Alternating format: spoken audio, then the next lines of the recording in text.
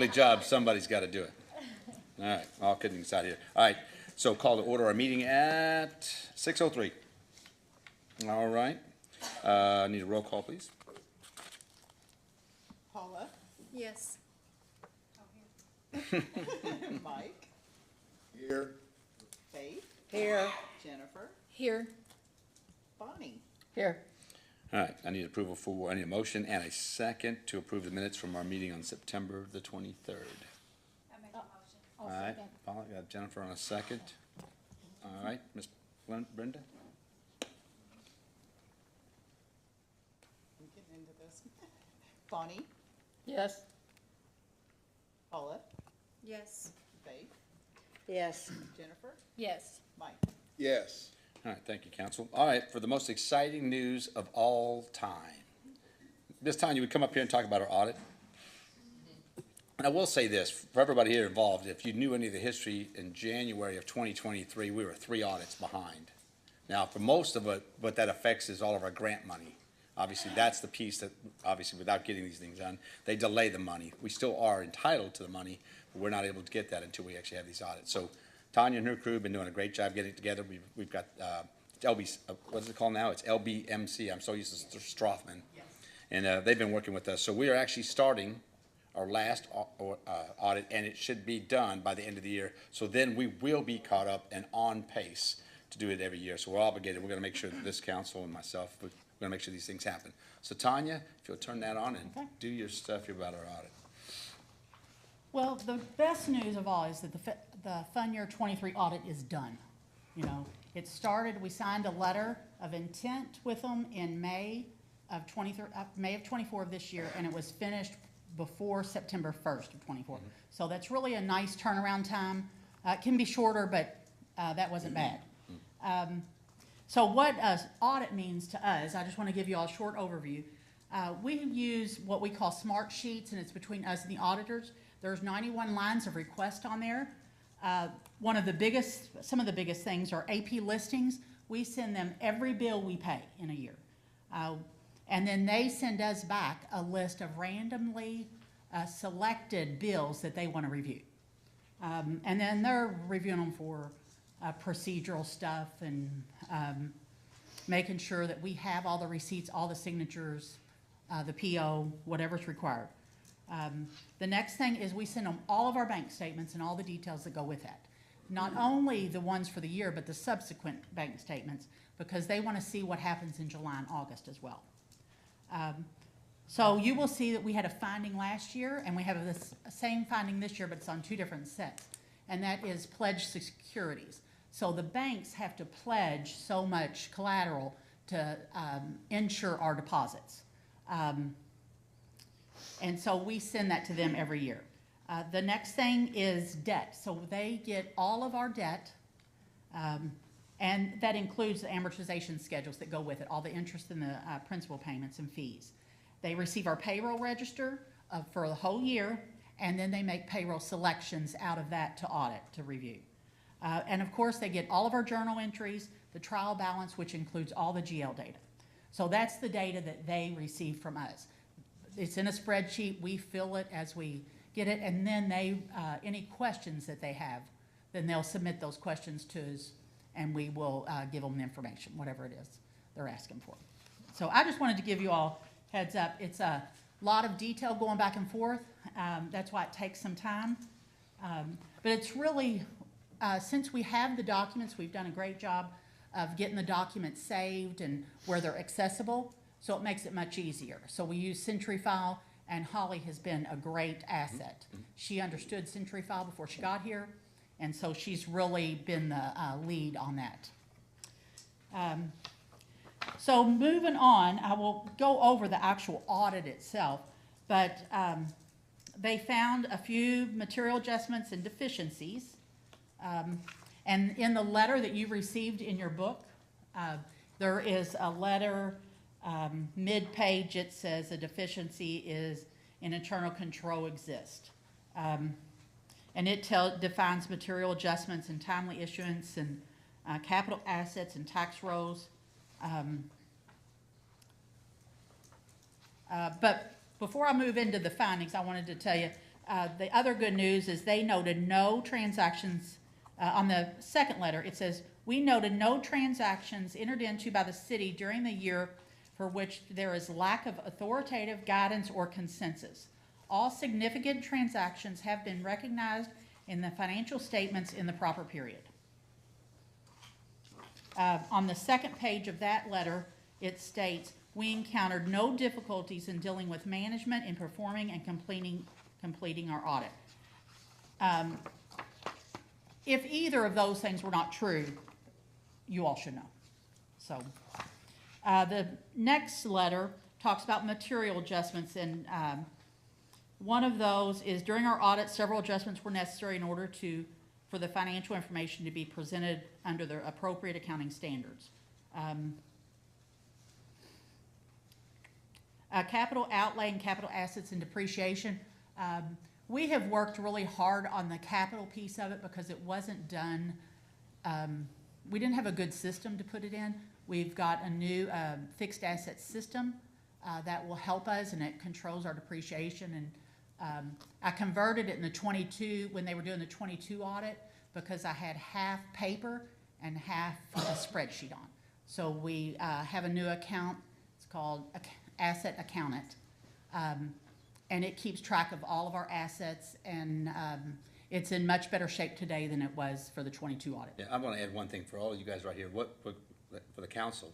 The next audit we do, it's a moving target, okay? Because of the projects we have, there's a value, but the value is gonna be a little skewed because it's not complete. So Right. they won't be able to assess an aquatic center until it's complete. So you're gonna see that in this audit. That's the only thing that Tanya and I talked about this next audit. Right. We're gonna be prompt. That's the biggest thing wrong Yes. is, the biggest thing we get dinged on every year is we're late on our audits. Yeah. The number one thing. That's So- the next finding is Yeah, so- timely issuance of audited financial statements. Can I ask a question yes. on this new program for the assets account? Does it figure in the depreciation for you? Yes, it does. It does. Okay, So thank you. when I converted it for the 22 audit, what I found that we had, in the past, we had used several different types of depreciation. So I converted it to all be one type of depreciation. And that was one of our findings last year, is because there was an adjustment because of that conversion. But it does, and it calculates it by category. So the next finding is the timely issuance of audited financial statements, and you are well aware of that. The next one, the next two are, they consider these deficiencies in internal control to be significant deficiencies. One is the capital asset management, which we just talked about. And part of that was CIP. CIP is construction in progress, so there was some stuff sitting in CIP and it didn't move back into assets. So we are working on that because it could be a problem with all the projects, because like the aquatic center, Playground area. the playground area, all of these projects are gonna cross years. So what we spend this year will need to sit in CIP. So this year, for the 2024 audit, we have 4 CIP accounts. One is for the aquatic center, one's for the playground. Councilman. I know, I see you got park plans, but you have. Yes, park plans, and I'm not sure what the other one is, but there's 4 of them listed in there. And that money will just sit there. It's not money, that expense will just sit there until that project is finished. Well, it might take 3 years to account for all of the aquatic center expenses. So once that happens, then I will move it out of that CIP account. Well, I will not, but someone will move it out of that CIP account and move it into the right assigned assets for that project. And then the next one is the tax roll and collections. The city lacks a process to ensure the completeness and accuracy of taxes received at year end. So I'm working with the county on getting those reports. We don't have delinquent reports, and we don't have a billed report from them. We have a report on, I can see the county bills, but, and what they submit to us, but it doesn't show me what they billed for the city of Shepherdsville. And so I want to see what was billed, and then I want to see what was collected, and I can see the collected by what they give us and what the cost of that, what they charge us to bill it for us. but we're working with them on some reports that we need. And then they go into some, they found some opportunities for us, and that's a nice word. One of them is our bidding policy. We had an expenditure that went over the limit. We have talked to that department and told them what they need to do to either get quotes or make sure it's bid. The next one is cash balances. So we have been in cleanup mode since I got here. And one of the problems with our system was that expenses were put in the system, some were duplicates, some were put in incorrectly, and so they were just hanging out there. This opportunity recognized those transactions that were hanging out there. They need to be cleared. We've cleared a lot of them already, and it was things like deposits that were posted twice into the system, or expenses that were posted twice or posted to the wrong fund, and then it was found and it was corrected in the right fund, but not removed from the wrong fund. So we have a list of those transactions. We've made a lot of those corrections already, but it's an ongoing issue. Did you mention something with Louisville Water too? Did you mention some things with them? Yes, and so we have the accrual piece on that, on accruing for that money for citizens use water, but they don't necessarily get billed for it until the next month, and then it's paid to us, so we have to accrue for that, and the charges that, so there is an opportunity. We need to work on those accruals in there. The next one is insurance premium tax collections. We have put together a report that shows what insurance companies have paid us what over for the last 4 or 5 years, and that is some analysis that they wanted to see, the auditors, to make sure we're collecting what we wanted. Well, not what we wanted, but what we're supposed to collect. The police and fire department and overtime incentive calculation. I don't believe this happened on fire, but it did happen on police. Some of that overtime calculation is a manual process, and it's hard to explain, but we could be a penny off in that manual calculation. And they want to see some type of safeguard in place to where that does not happen. And then the next one is inadequate collateral of deposits. I told y'all there was a finding last year for it, and it was one bank on one account, and we took care of it. It was an odd account that we had there, and it was set up funny. This one was on First Harrison, that for this year, for the 23 audit. And what I was unaware of is we had moved some money into First Harrison, and I was not aware that we had to request our collateral be increased. So for the other two banks, we didn't have to do that. They just did it automatically. But First Harrison, we actually have to put in a request for them to raise our collateral limits. So that collateral limit has been increased, but it could be a finding on the 24 audit as well. So, I know that you're gonna be leaving. Mm-hmm. So we need something left for the next person so that they understand that? Yes, there is. You know, So my I have concern is you've worked so hard to get us where we are, and then we're gonna change to somebody else, and we could be starting all over again. No, there's actually gonna be a transition, it's gonna be 90 days. Yes. And so, and I they're have coming. a. Not sure 90 days is enough for that But job, that's- but but Well, that- and I have a lot of good notes and a lot of, so findings, I keep track of the findings and spreadsheets and what our solutions were. We've put a lot of processes in place, documented processes that will help with some of these transactions. It's been the system part, that's been the piece that's Right. been missing, there haven't been really good systems in Right. place. The processes for POs have been extremely good. Yes, it's Now, extremely, Holly's done a good job with great. that. Okay, and then we've done some other things this way, it's actually being, you know, Right. she's actually paying, and the receiver's coming on Jessica's side, it's been pretty solid Right. too, so. And we have adequate staffing. And So we have you- Karen, yeah, you we know, have Karen up makes a big front. difference. It makes a big difference. Yeah.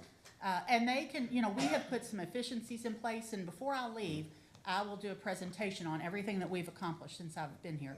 Because some of the efficiencies you all don't necessarily hear about, but it allows the employees to get more done because we're not manually doing stuff. Right. So, and I think it's important for you all to hear all of the things that have been accomplished. Tonya, Yes. all our bank accounts are now with First Harrison? No, we have bank accounts, we have, bank accounts at West Banco, Okay. First Citizen, and we have a small one at Republic. Majority of the money is at West Bank. Yes. Including First Harrison, or did we take everything out of there? No, First Oh. Harrison still has. Okay. A lot of that is our savings for our, there's some requirements on bond issues that we have these savings that they are just there in case there's a big problem or, economy takes a real downturn. So those are just reserves that we have to have. Okay. So that is all of that piece of it, but then I wanted to go over financial highlights. When you're looking at this book, and this book is online for everybody, if y'all want to, it's not online yet. I checked before I came to this meeting, but it is scheduled to be posted, and I will follow up in the morning. Like on the city website? Yes, on the city Okay. website under audits, Okay. go to the admin tab, Yep. and then there's, on the left-hand side, it says, there's a list of stuff, and in the middle of that list is audits. Click on audits, and 21 and 22 are out there now. Yeah, I saw that. I'm thinking the 21 will drop off, and 22 and 23 will be on there until the 24 is completed. Oh, okay. But if you're looking at this book and you go over the important stuff, page 7 is financial highlights. And the top, under the financial highlights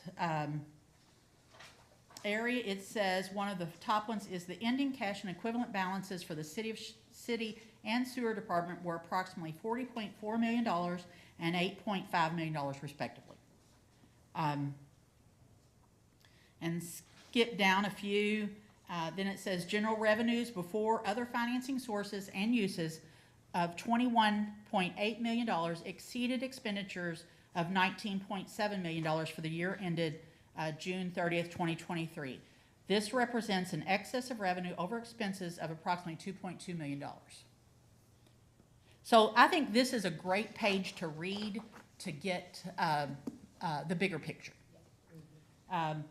If you're really interested and you really want to dig into it, I'll be happy to talk to you about anything you want. The financial statements are on pages 17 to 24. Life of fixed assets, because there's some discussion on fixed assets on the findings, on page 31. Compensated absences are on 32. Debt for both general fund and the sewer systems are all listed on page 42.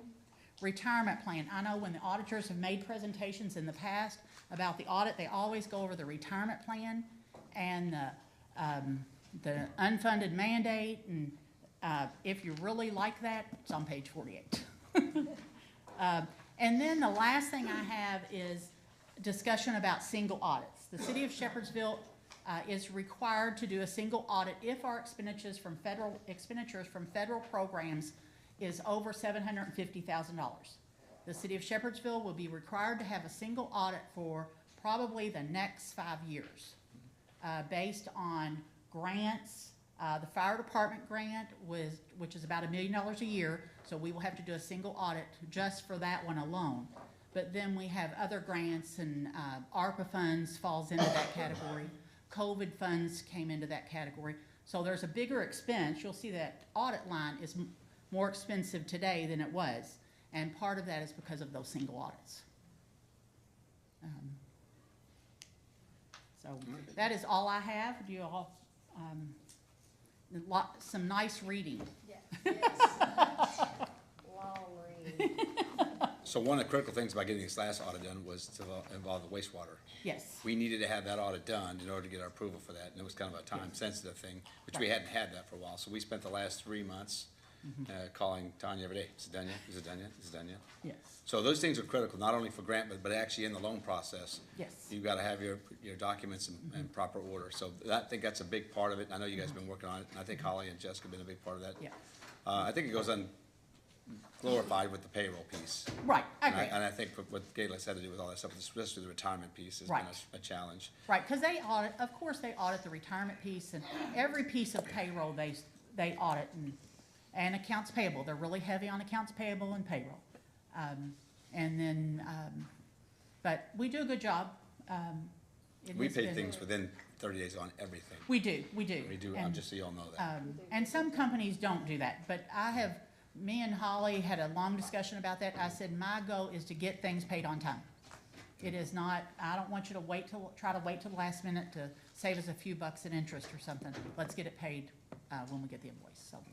But if you all want more information, let me know. I'll be happy to provide you anything you need. Tanya, I appreciate it. I know it's not always the glamorous work, but we thank you for everything you did. I know we've been talking a lot about this last 3 months, but Yes. I think it's been real good. Thank you very much. Thank you. Thank you. All right. Thank you, thank you. We'll get you a Christmas card. Jeremy, come on up here. All right. Give us an update of kind of what you did. I know some of the things are gonna be happening tonight. You gotta hit that little button, sir. Yes, There sir. we go. All right, so I'm gonna go from newest to oldest. You do what you gotta do, since- bud. So, the October planning commission meeting was last week. So that was a very small docket. There were actually 2 property. I get my own theme music. You do. You do. There were only 2 cases on the docket, both for really the same. It was 2 adjoining properties. They're on Highway 44, just east of the Bullitt Central entrance. On the south side of the road, there's a house, residential structure with a detached garage, and then a vacant property. So the 2 of them together, just, a little over a quarter acre. The desire was to go from R1 to B2. That area, it's got quite a bit of commercial that's coming about. I think one thing that I would like to see about it is that it's their intended use is for a real estate office. No intentions of adding a parking lot. Really, if you're gonna go to commercial, this is about the lowest volume type of business that you could have. So I think it's a good move to go to commercial for this. So that will be on, further on down the road that you'll be seeing this case. But I just wanted to mention that one while it was fresh in my mind. The previous month, so the September meeting we had a lot of Shepherdsville cases that month. I think along I guess it's old 480 or 480C. 40C, it's right to the curve. So 158. if you're familiar with a piece of property on the curve on 480C that over the past several years had gotten a lot of new material placed and a lot of construction equipment parked there, the one we're talking about is right next to it. And so it was R4 wanting to go to industrial, and for the purpose of a tree cutting business. So the owner there, he wanted to have a place to store his equipment, potentially do maintenance on it. And I think in that case, I think it would be a step up from what's next door to it. That was already commercial. One of the biggest concerns I had was that, are you going to be planning on changing the grading out there? Because that's very close to the Salt River. It's within the Salt River floodplain. And that was his intent, was to at least bring the front of the property up to the road grade. And so there were, So won't that go over to the other property? so I don't know precisely what his, plans are for grading, but it would, so the adjacent property has been raised up. I don't, what's that? And I don't know for sure, but I would assume that it was without any type of permitting. So in this property, I applaud this gentleman for doing things the right way, saying exactly what he intended to do. And so my biggest concern is that if we're gonna place material within the floodplain, that we compensate for that. If you're gonna bring up the front of your site, place material within the floodplain, behind that you remove material so that you balance out what's being done in the floodplain. And so, what I had proposed to him is that, if he would be willing to accept, there were several, let me make sure I got, so that this going to industrial would be only for this tree business, that it would not be, if somebody wants to change that, or buy the property and change the use, they would have to come back to planning commission. Does he have to go to industrial? Yeah, and that's, you know, I, Can I just add something? But that is a challenge for the city, specifically when it comes to this light industrial. There is talk, once we get the comprehensive plan, that there's a lot of gray area on what is in light industrial. And so that's gonna be the new, that they're actually gonna have like the levels of what it is in light industrial, from the, what I call the intra level to the more complicated, because it's gonna be needing that, because we're just, what we're talking about right now.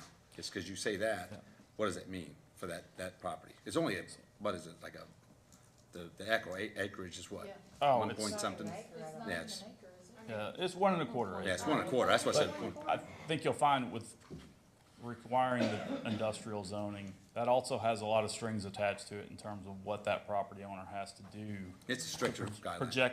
to protect the adjacent property owners. So, The that's, zoning regulations do state that storage yards for equipment, like business type of equipment, is light industrial. yeah.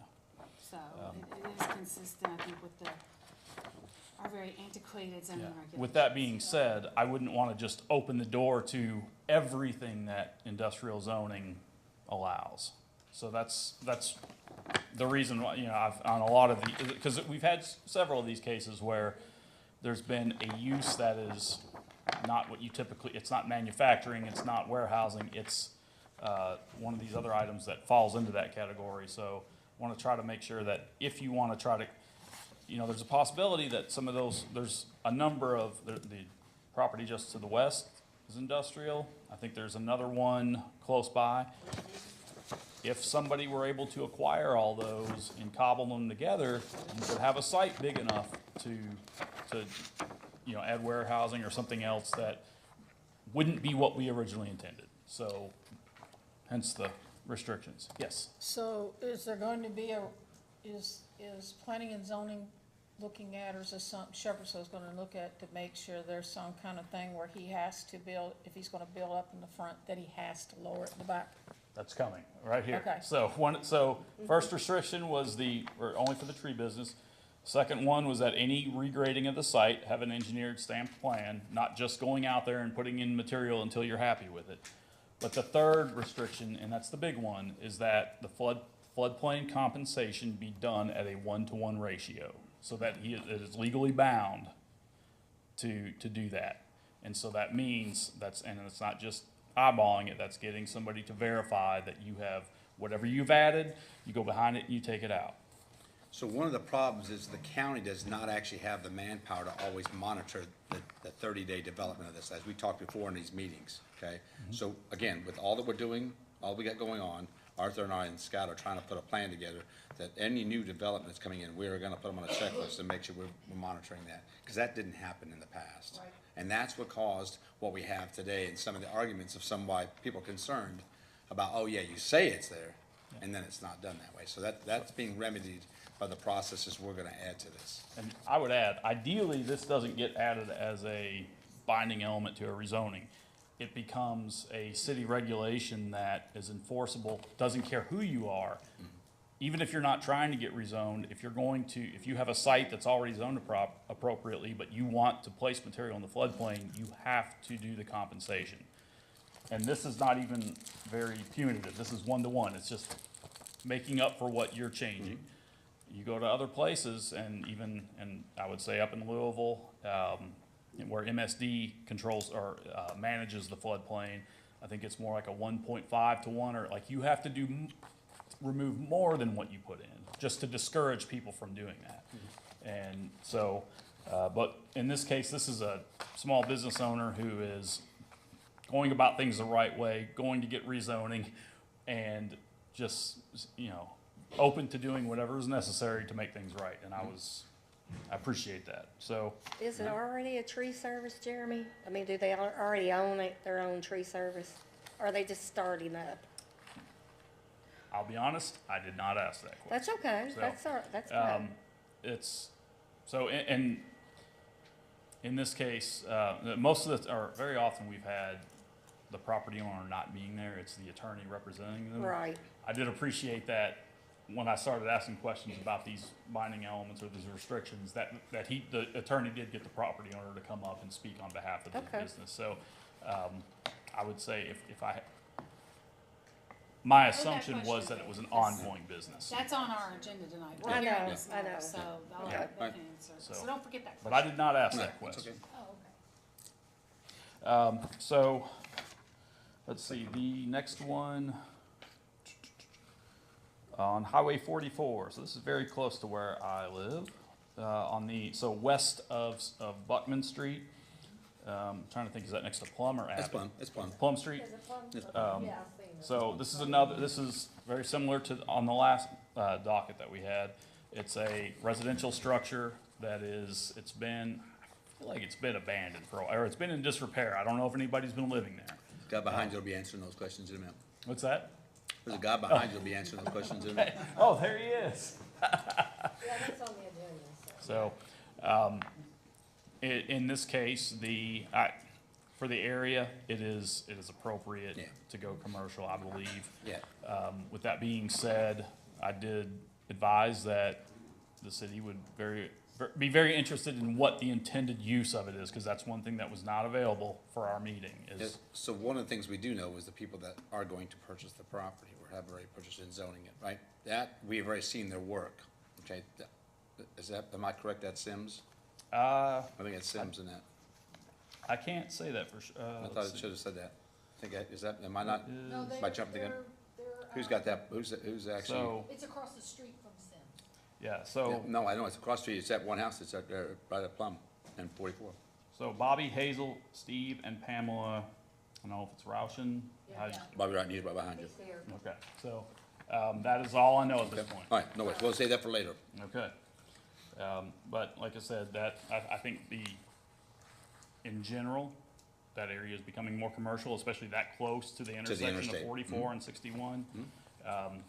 You know, I would like to see, as much as we can retain some of the original structures along there.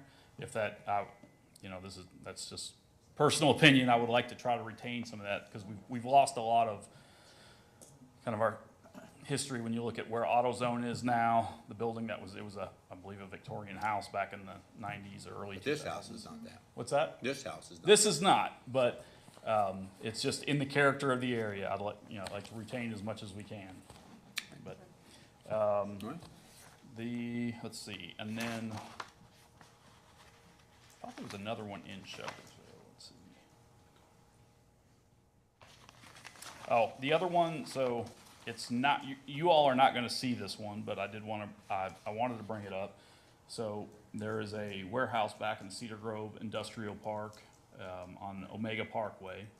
They're having some reconfiguration of their parking lot, and because of that, that invoked some of the new landscape requirements that we have, which require on industrial sites to have sidewalk. And this is, I believe, I think it's an Amazon site. And they requested a waiver to not have to build the sidewalk. And, you know, the rationale as well, the other sites, you know, within that park don't have sidewalk. My response is, well, if that was your rationale for not building a sidewalk, then you'd never get one built with development. And also that this wasn't a matter of us asking them to build one. They are legally required to build one. They're asking to not build it.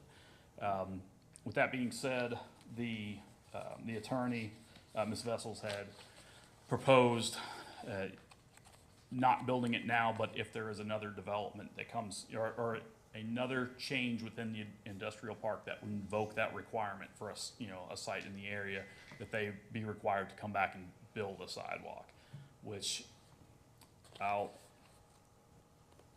was enough for me to go forward with that, or to make a motion to approve that. Which, like I said, that's not coming to the city for review. That's, you know, stayed with the planning commission, but I do want to see for so many years we've had developments that have come in, and the amount of money you have to spend to build a site, to grade it, to build a parking lot, to build an entrance, and then not build a 5-foot wide strip of concrete at that time costs so much more to go back and add it later, that I do want to make sure that we start requiring, or that we hold developers to the law, to our regulations, to build these items that just cost so much more in the future, and the pushback that you often get is, well, nobody's gonna use it. Well, they can't use it if it's not there. And I grew up next to an industrial site, and that was required, and this was in southern Jefferson County back in late 2000s. They had to build sidewalks in there, which who would go to an industrial site? There's people walking around that site every day. They use it. It's people that work there that, you know, for exercise on their breaks. There's people from the neighborhood that walk. And so it's We a, want that in the industrial park. So, Yes. Jeremy, so they came to you and they said, we want a waiver because none of the surrounding buildings around us currently have a sidewalk. But if a new building comes in around that area, then we'll put the sidewalk in. What's gonna stop that new business from saying, well, we want a waiver too, since where we're building, there's no. So, At some in- point, you just gotta look at them and say, no waiver, somebody's gotta be the first one that has to kind of do it. And you see what I'm saying? Because if Sure. I was that next business, that's what I would be arguing. Well, I'm building around a bunch of businesses that don't have a sidewalk yet either, so give me a waiver. And I guess my question is, when will the waivers stop? Like when? if I were the decider of everything, it would have been years ago. I do have to Well, when will remember these that waivers stop? I'm Let's on go a, from this. I've got a group of people around me that all have to vote. And so, What was the vote on that? you know what, I don't recall what the actual count was on that one. But I push more for this because it's a part of my practice. Pedestrian accessibility it's as a father of a disabled child, as an engineer who, like, this is what I design, and I care about it. Not everybody sees it through that lens, so I have to. Now I won't say playing politics, but I have to know when I'm pushing too far, or when I'm pushing far enough that I'm gonna lose consensus. And so, if I just say nope, I put my foot down.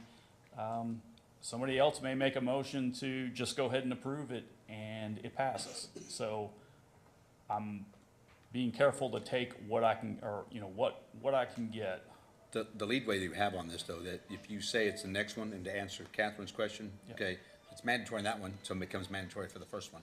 Yeah, Okay, that can be that's- that has to be the ruling on the next one, and that's, again, that'll be the challenge for everybody that is involved in that. Right. And the argument to not do it was, okay, yes, there aren't any others around, but it's really, we just don't want to do it, because they had, part of their improvements were building it was an 8 to 10 foot wide walking path around their entire site within the fence, that I don't know if the intent was for security or if it was for their employees for walking, but it was part of a reconfiguration of the parking lot. So it wasn't that they didn't want to build a sidewalk, but it was that they didn't want to build the one in the right of way that was for public use. So I will,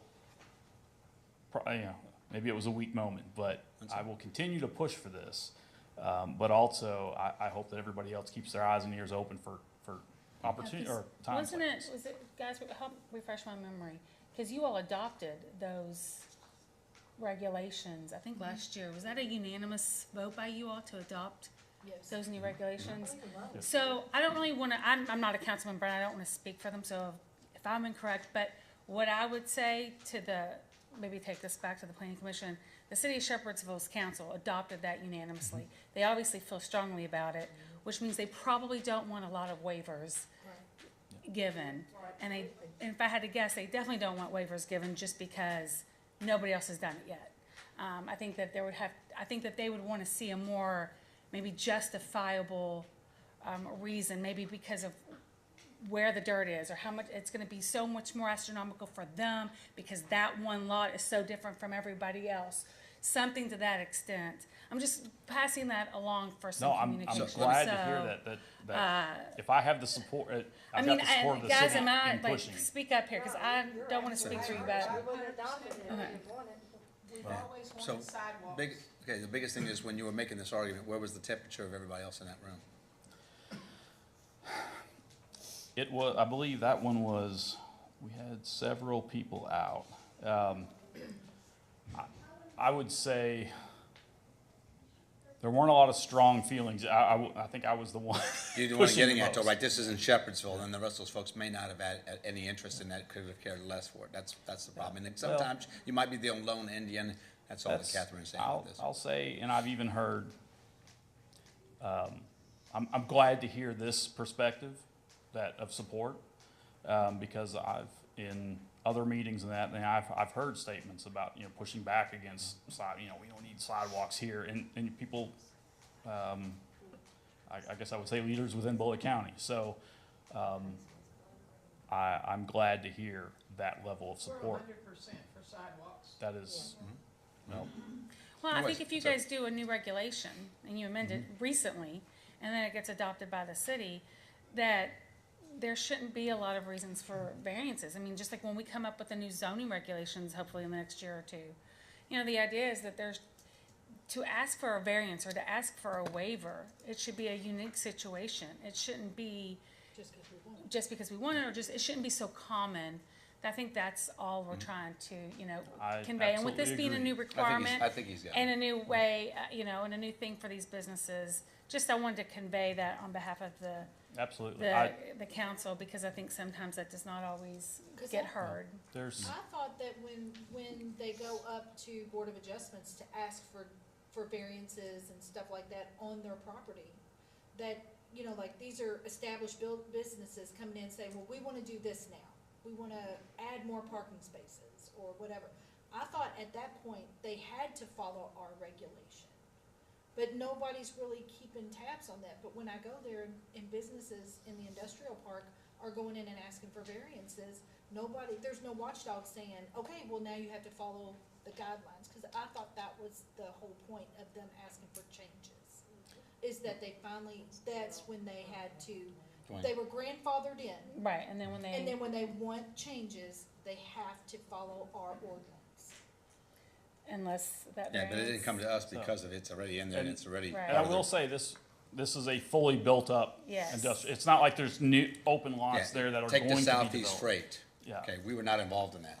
It was already in light industrial and it was in the city, so we didn't But get it. I'll say, there's probably gonna be, now that with the landscape requirements that went in last year, we've already seen several people coming up with waivers to try to change. Well, we had already been partway through the process, we've already gotten all these other approvals, and now, and so I guess we've gone far enough now to where I'm really not willing to entertain anything where people were caught in the middle of the change.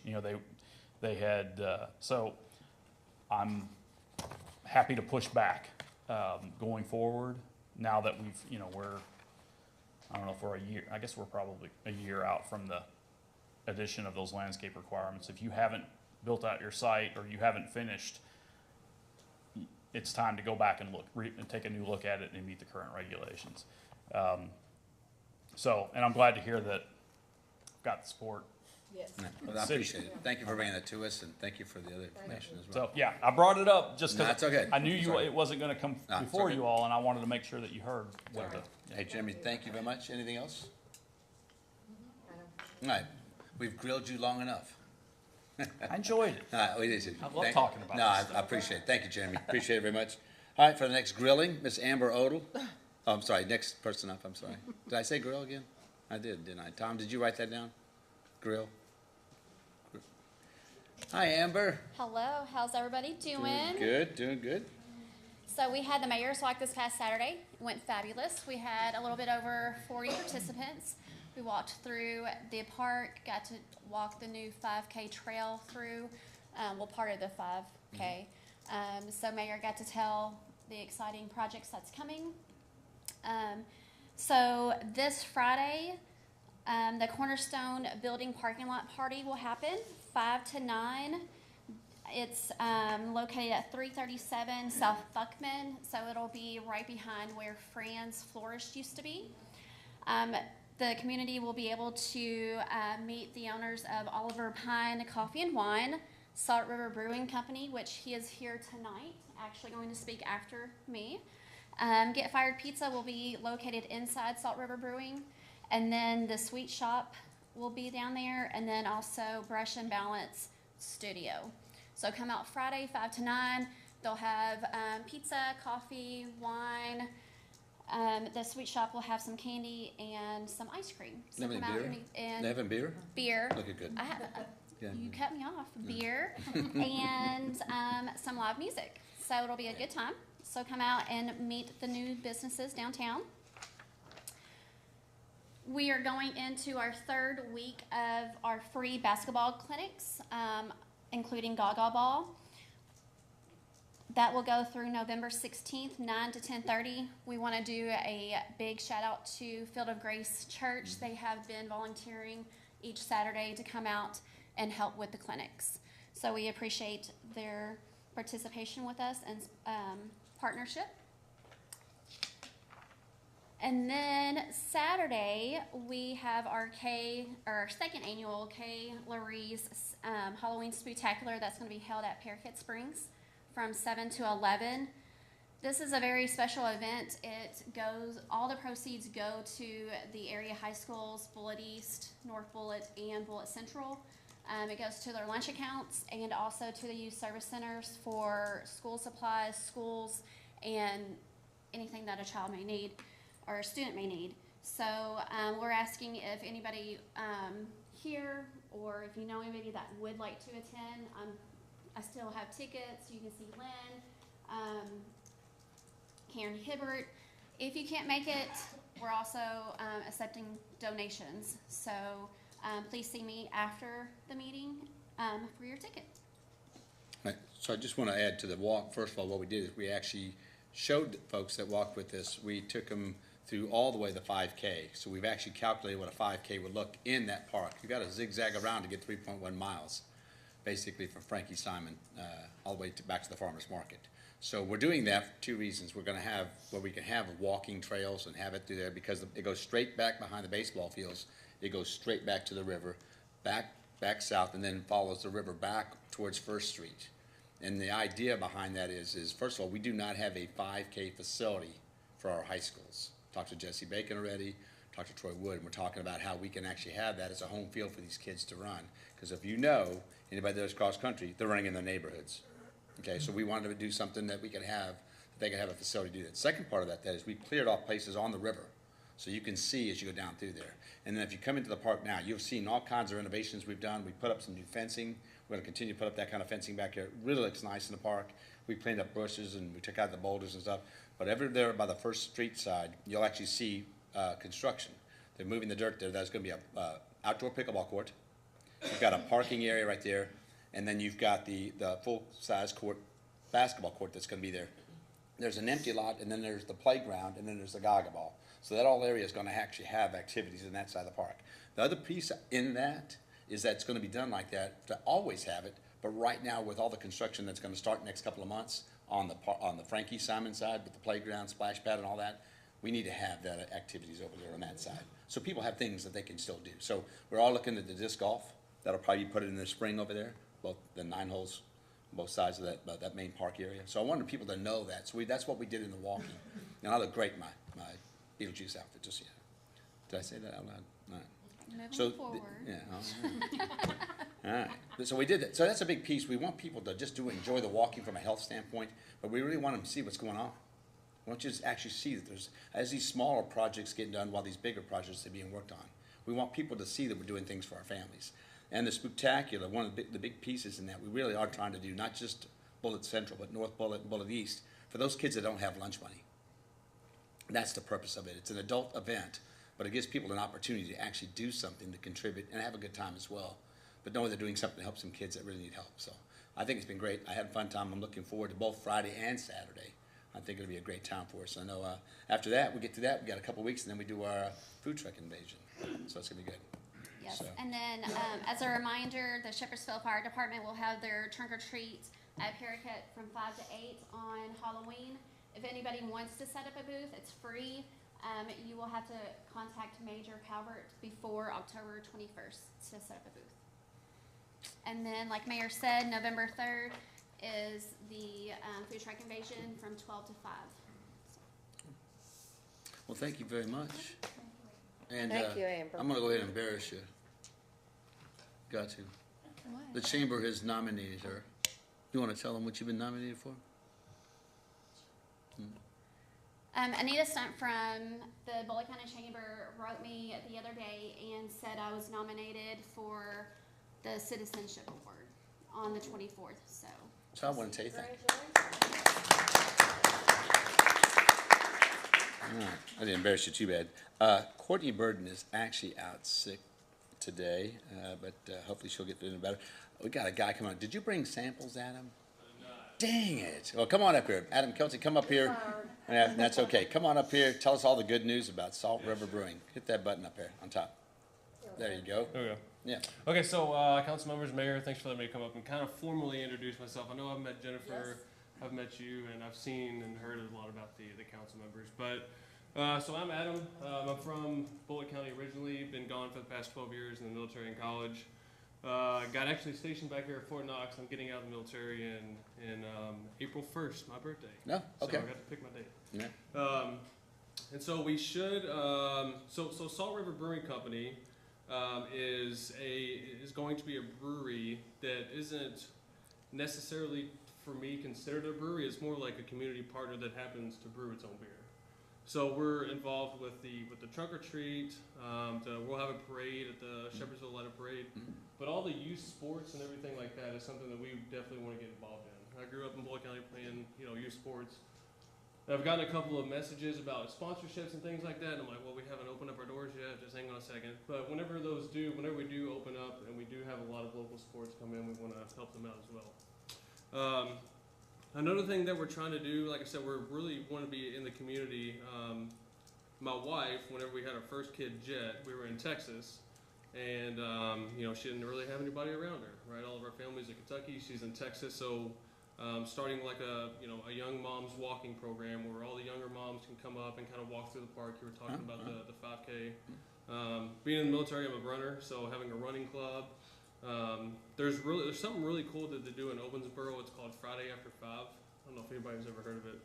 But it's a really, really cool thing where everybody from the community comes down and they have live music and they have food trucks. And it's just what you do in Owensboro after you get off work on Friday. You just come down and grab some food, grab a beer, watch some or listen to music and stuff like that. So we're trying to figure out a way that we can kind of implement and support the local chamber, the local government, and hopefully put on some events that you don't have to go to Louisville anymore.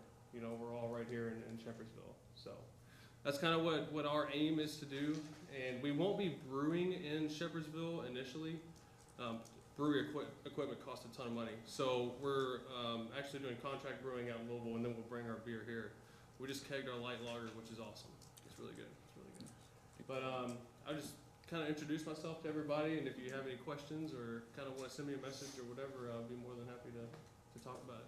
I'll just say this, and I know I may be speaking for everybody. We're just glad that you and your partner Andy really thought about Shepherdsville being a place to have it. And as we renovate our downtown area, and it's going to expand. It's going to go past 44, go north of that. We're going to keep growing but we focus on the 44 to the Salt River part just to get it started because there's cost involved. Sure. But you and everybody else that's in the downtown area, and even the new couple that's working on restoring the one cottage house there, right there by the old library. That's awesome. So we're seeing that. And the fact that you made a decision, like a lot of folks are starting to think about Shepherdsville now, as a real opportunity Sure. to be part of the community. And I love all the things that you want to do outside of just the brewing itself. Sure. I think it's just nice to know that we've got somebody like yourself. So we appreciate you being here, and just get the beer ready. Yeah, well, just get the beer ready. Well, and somebody, I think that it was Keith was talking about the history of Shepherdsville.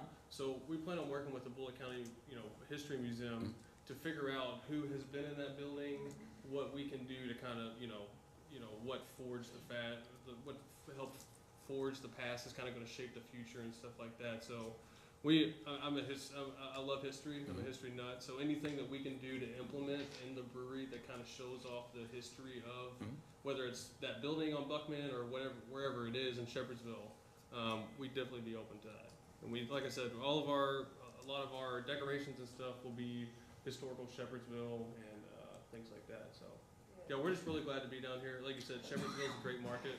I'm originally from Mount Washington. Growing up, Shepherdsville wasn't what it is now. And I come back after 12 years and you look at Shepherdsville and you're like, oh my gosh, you know, all the industrial that's been going on, now if you build out the downtown and make it look really nice, I mean, you don't really need to go to local anymore. You know, you can just stay here and support your local businesses, so. And that's what we want to do. Hey, thank you very much for being here, man. We Yeah, appreciate it. Thank you for coming in. You say, I got a quarter and a stout for you. All right, We're gonna good. call it the Oh, you River do? Monster. I'll do the photo finish is good, though. Hey, we'll get it. I like it. Thank you very much, man. Thank you for being here tonight. All right. So, all right, we got, well, before we do open the bids real quick, I just do want to make sure, just for everybody here, is that tomorrow, our civil services meeting, and we're actually going to give all the candidates that are running for Parks Rec. We have 5 of those, and we have 4 people that actually are part of the financial director, right? So they're gonna do their part tomorrow and check it all out. We're gonna be in a meeting tomorrow. We'll give them I'm gonna give them my recommendations of the 2 people we're gonna hire for both these positions. I think you're gonna be extremely excited, but I want you to know that's coming. It's a big part of what we're doing, so we'll get you guys that information. Tomorrow's gonna be a big day for that. We've been really spending about the last 3 weeks working, and I think we've got 2 dynamic people that are gonna be a part of our city, so. All right, open bid time. Okay. All right. All right, so this is for the fire department. I think this is for, a truck. Is that right, chief? Not a fire truck, but a regular truck. So the first one is from Big M Chevrolet in Radcliffe. All right. Okay. So the vehicle is for a 2025 Chevrolet Silverado 2500 HD. And it looks like they've got the retail price, the sales price. So it looks like the total sales price is $63,999.40. Looks like it retails for $68,330. Guess that's all for that one. Yeah. Okay.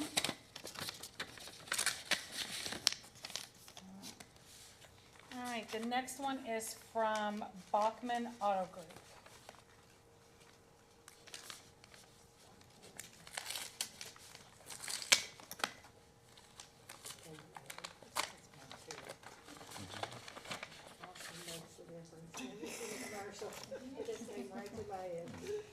Yeah, Okay, this one. Okay, so this one, it looks like this is for a 2024 Chevrolet Silverado. And it looks like the total sales price after adjustments and all that is $69,218.38. Not sure if either one of them stated the mileage on these, but that is that bid. We didn't get anybody to bid for Fords, or you didn't look for Fords? Yes, ma'am, we looked, we sent this to all of them, we paired with Nikki, and we also put it in, several other groups that have Dodge, Ford, and also Chevy. So one of the things the chief and I have been talking about, for all these vehicles that we're bringing on, they're gonna take a considerable look at what's in them.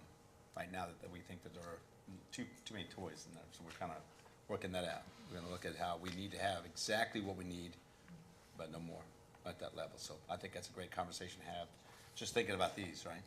What we're gonna do to them. All right. Got a Right. question. Yes, sir. Did, any of these meet state approved? Any bids from state approved vendors? Bachman is the state Yeah. dealer. So the 69,218 is a state approved price.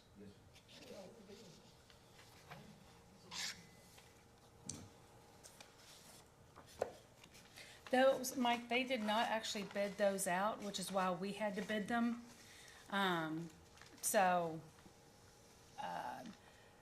Those are, the state says we're willing to work with, I think it's up to 3 auto groups, and they're gonna give us a good deal, but they did not bid them out. That's why we have to bid them out as a city. So we cannot rely on the state contract for those.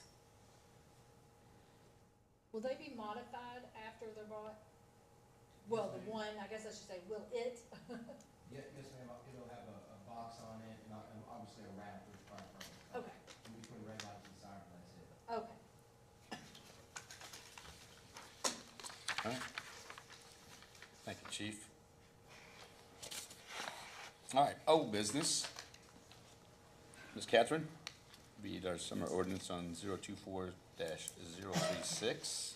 Summary of ordinance 024-036, an ordinance adopting Kentucky Revised Statutes 424.260 and 82.084 related to the minimum bid threshold for materials, supplies, equipment, or services, and exceptions and exemptions thereto in the city of Shepherdsville, sponsored by Councilmember Bonnie Enlow. Summary, Section 1 sets forth that the city adopts and shall follow and comply with the provisions set forth in KRS 424.260, including amendments thereto related to the minimum bid threshold requirements for materials, supplies, equipment, or services, and exceptions thereto. Section 2 sets forth that the city adopts and shall follow and comply with the provisions set forth in KRS 82.084, including amendments thereto related to exemptions from procurement and advertising requirements for certain purchases. Section 3 sets forth the severability clause. Section 4 sets forth the repeal of prior ordinances in conflict with this ordinance. Section 5 sets forth the publication requirements. All right, this is sponsored by Bonnie on that. I got a question. Yes, sir. See, I told you I'd have a lot of questions.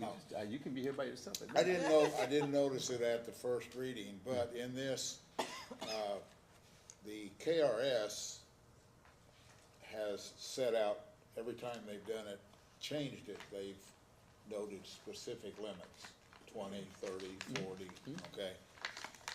In this, it just says that the, provisions set forth in this ordinance would allow, amendments of KRS 424-260. I presume that means when they change it, it just becomes effective here, Yes. without a vote.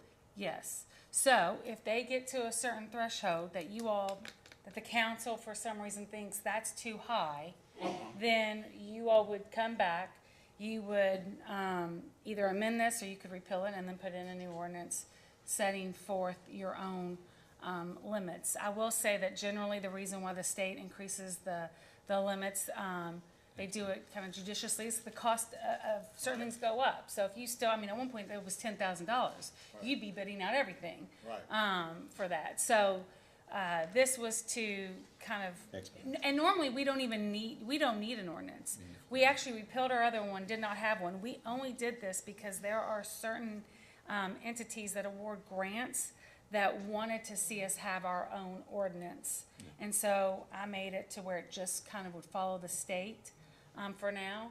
And should that ever be, because here's the problem too, if you all want to follow the state and then they change it, then you've got to remember, wait a minute, we've got to go back and change our ordinance to comply with whatever the state, because this also says we'll follow their exemptions. There's certain exemptions that are allowable. So I just kind of want to make sure that it didn't, if they changed it, if the state approved it, it just didn't automatically roll into our limits without the council having a say in it. It does. Okay. If they increased it next legislative session to 45,000 as of right now, then that would automatically roll into ours. If they added an exception to the bidding requirement for some reason, or flat out exemption, that would automatically roll into ours, the way that it's written for right now. So, but, as I said, I'm just wanting to make sure that if they raised it to 45 or 50 at the state, the council would have an opportunity to either approve that or reject that.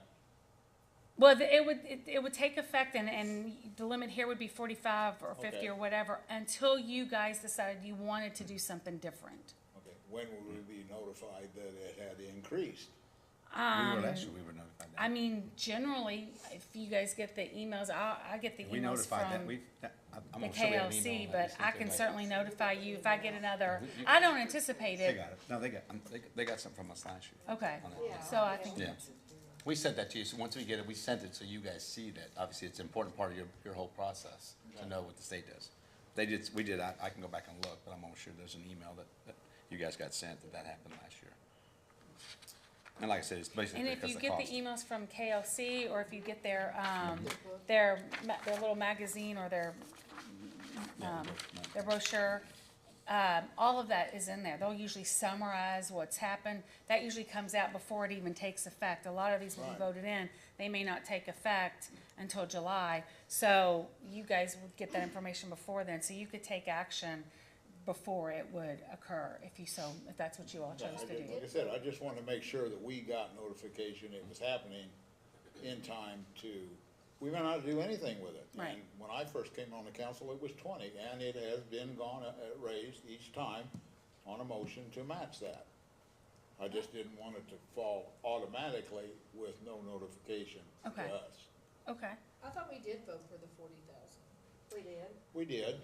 You all voted, no, you all just voted to repeal. You all had an ordinance that specifically set Yeah, it we at did not. 30,000. Right. And all you did was vote to repeal. We did not establish a new ordinance. No, there was no new ordinance adopting the 40. You don't need to really, except for the grant people, you don't really need to do that. So nothing was done. We're gonna comply with the state. And that's all we're doing is putting that in writing for right now. But at any time, you guys control the ordinances. So at any time, if you all decide you don't like this, then you can Change it. change it. Even if there's not been a change at the state level. Right. Right. Okay. Well, I'll second that. All right. All right. Ms. Brenda? Jennifer, No. oh, hold on 1 second. Paula, Yes. Mike, Yes. Faith, Yes. Bonnie, Yes.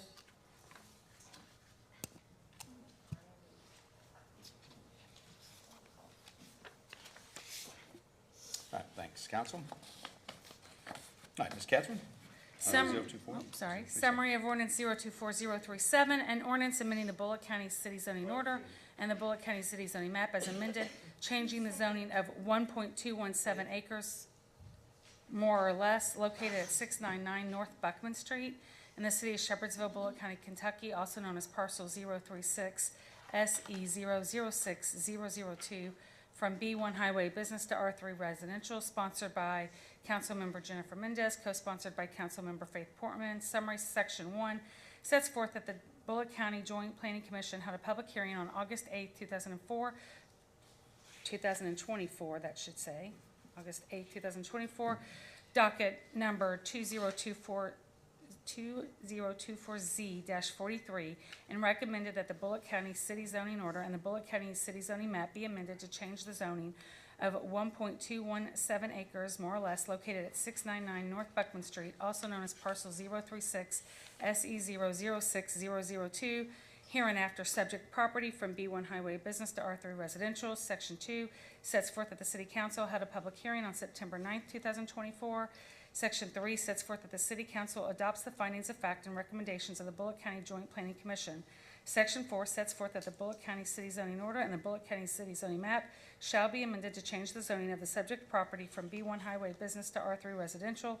Section 5 sets forth the severability clause. Section 6 sets forth the repeal of prior ordinances in conflict with this ordinance. Section 7 sets forth the publication requirements. Pretty simple on this piece here. All right, need a I'll motion? make a motion. All right, I'll second. all right, first and second here. Ms. Brenda?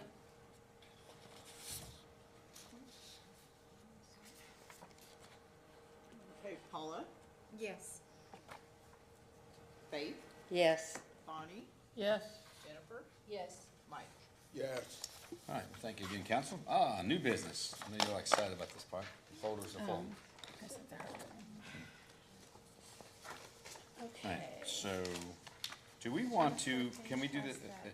Let me make sure I'm on the right thing here. Yeah, we're gonna hear the hearings first. Yep, yep. Pass that down though.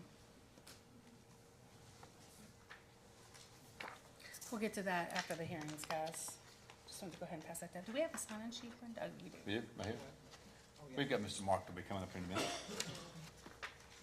No, you got everything you need? Does everyone have one? Yeah, we all got one. I didn't put one in. Nope. Nope. Mark's and me sign in, speak on both. Yep. All right. Ms. Catherine, just rolling on this here. What are we hearing first? Okay, so, this will be the public hearing for the rezoning of 0.31 acres located at 175 Highway 44 West from R2 residential to B2 central business. Who's here to speak on this hearing? Come on up here, Mr. Edison. Good afternoon, Mark Edison on behalf of the applicant. This is a request by Mr. and Mrs. Roughton to rezone the property that's at the corner of Highway 44 West and Plum Street from R2 residential to B2 central business. Those of you that are familiar with the area, the property to the immediate west that used to belong to Ms. Larimore, who was a teacher here in Bullitt County, was already zoned commercial. You travel down the street and it's zoned commercial all the way to the next cross street. You look across the street, you have Sims Auto, you have Richardson's Law Office, which is in the building owned by Mr. Winchell. You have the car wash, you have two rental properties between this property and CVS, which is on the corner. If you look at the area, the property, in looking at the survey that was supplied with the Planning Commission file, the house does not comply with R2 to begin with. It's too close to the road. It's too close to the side. It's also not in very good shape. It's currently a rental property and probably is not going to stay rental property long because it's not in very good shape. Someone who rented the property said the middle of the floor comes up instead of going down. So it's not the best facilities for residential purposes.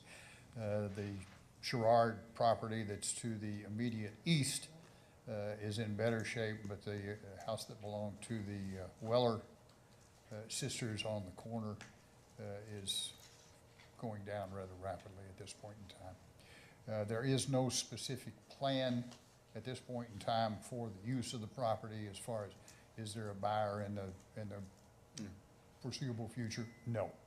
But to bring it into compliance with basically what's going on up and down Highway 44 West, we're requesting B2. Reason for B2 is you've already got sidewalks, you've got water, you've got sewers, you've got gas. You notice on the survey, it also shows that there is three-phase electric available, which is what you have to have commercial air conditioning. So it's suitable for commercial purposes, preferably an office or something of that nature. Yeah, and really the comprehensive plan is gonna show that. You can see that we're in the steering committees and doing all that. It's already there. So, I mean, it's kind of fitting the plan that it's gonna be what it needs to be. And The comprehensive plan, when it was redone in 2015, didn't take into consideration any of the improvements or any changes that had occurred up and down through there. Why they left this 3-house spot out of commercial, no reason at all. yeah, I don't think from the planning and zoning or the city, I'm not speaking for them because they're obviously gonna be making a decision about this, but it fits it's gonna fit what's for future use. It's gonna be what it's gonna be. Yeah, I would agree with you there, so. Mr. Larimore couldn't sell his mom's house because Federal Land Bank would not finance it because it was owned commercial. He had to sell it to a different place with a different bank. So commercial was on the west, commercial's east, but they left these 3 houses as residential. No, no worries. Well, I appreciate it. You guys have any questions? Okay. So, yeah, go do your deal. Is there anyone else here that would like to speak on this rezoning matter? Okay, council, any other questions? Okay, that will conclude the hearing on Thank you all for rezoning for that Thank you, Mark. property. We appreciate it. Yeah, Mark, you have to stay back up. You got the next one too? Yes. All right, come on up here. Let's save you a couple steps. Does anybody want to co-sponsor that? I can.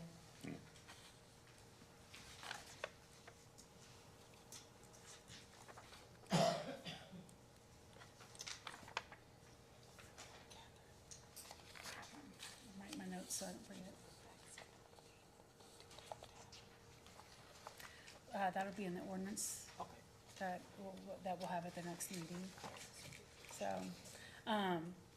but if I had to guess, I would assume that's because the facts of finding are gonna be it's consistent with the comp plan, correct? Yes. So, that one's pretty easy. Okay, so the next,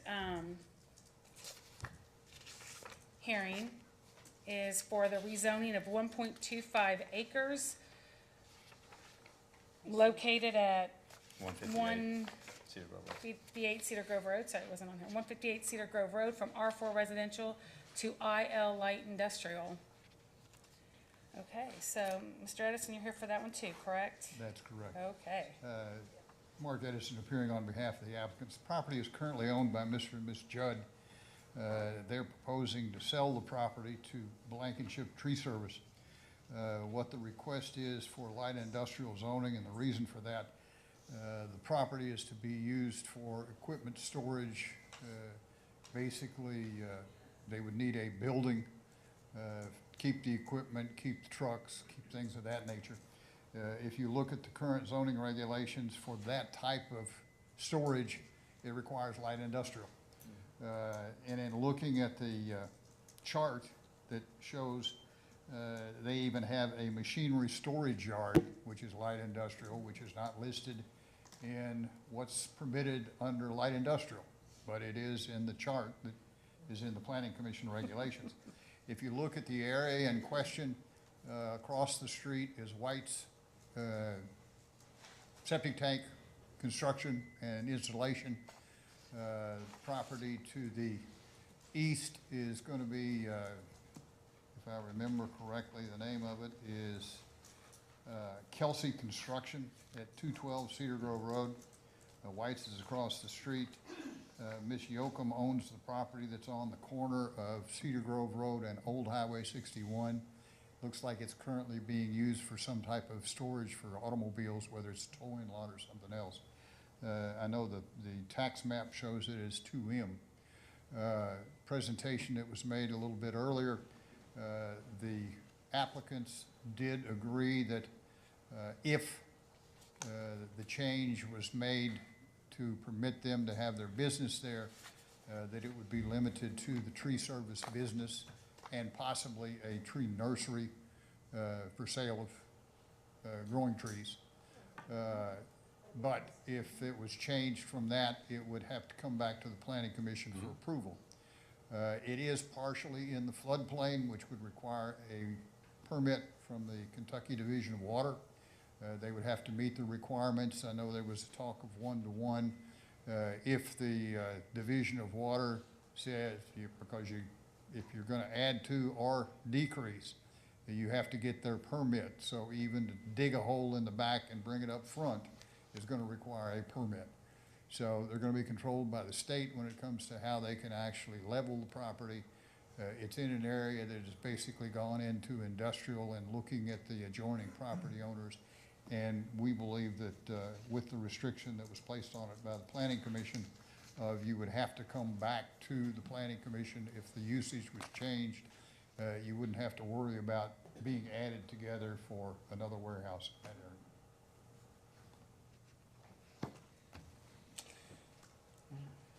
any questions right now? Well, I did have a question, but he answered it. Blankenship Tree Service. Okay. So I do, but it's just, I thank you for talking with me today. Yeah, no problem, Yeah, not yeah, a problem. and but that was really my only concern is that, I think it's a great location for the tree service. But my only concern was like if somebody else were to buy property beside it, and if it goes to light industrial, then turn it into where somebody could build a warehouse. Sure. And so that would be my only reservation. So if we can get something in writing where they can't do that. Planning Commission has put that as part of their restrictions, that if there is a change in usage from the tree service, it has to go back to the Planning Commission. And a 1.25 acre tract is too small for a warehouse. Yeah, Yeah. right. Yeah. But if they bought other properties around them, That restriction so still that would, applies. they'd have to go back. Okay. So, so they haven't purchased the property yet, correct? No, we were at pending zoning. Okay, so would they then be willing to put that restriction that while it's zone light industrial, it's only for a tree service / nursery business in the title. And the reason being is because I understand that for this owner, that he'll be aware of the planning commission's restrictions, but future owners, if they do a title search, would not be aware of that restriction. And it's more about enforcing it down the road.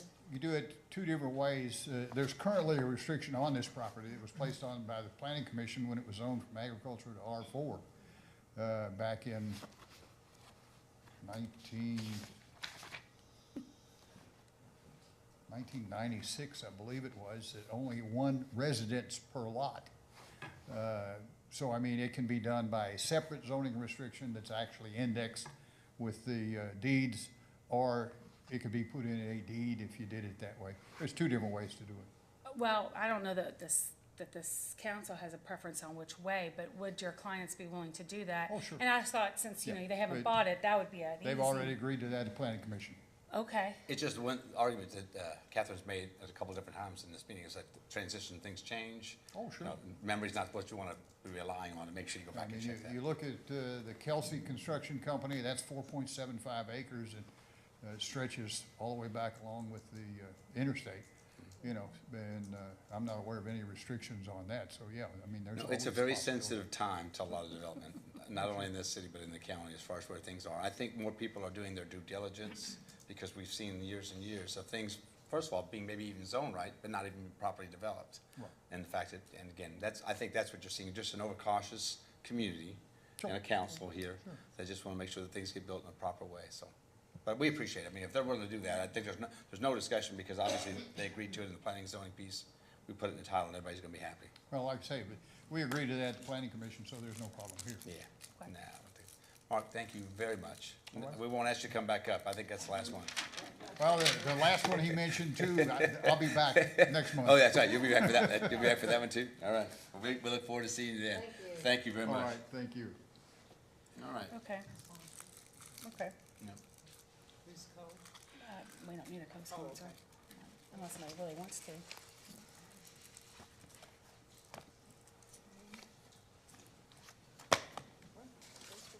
All right. Now,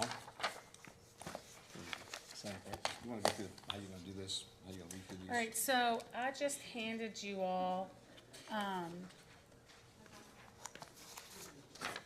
this. Yes. Before I read all of these, I'm gonna kind of explain what and why.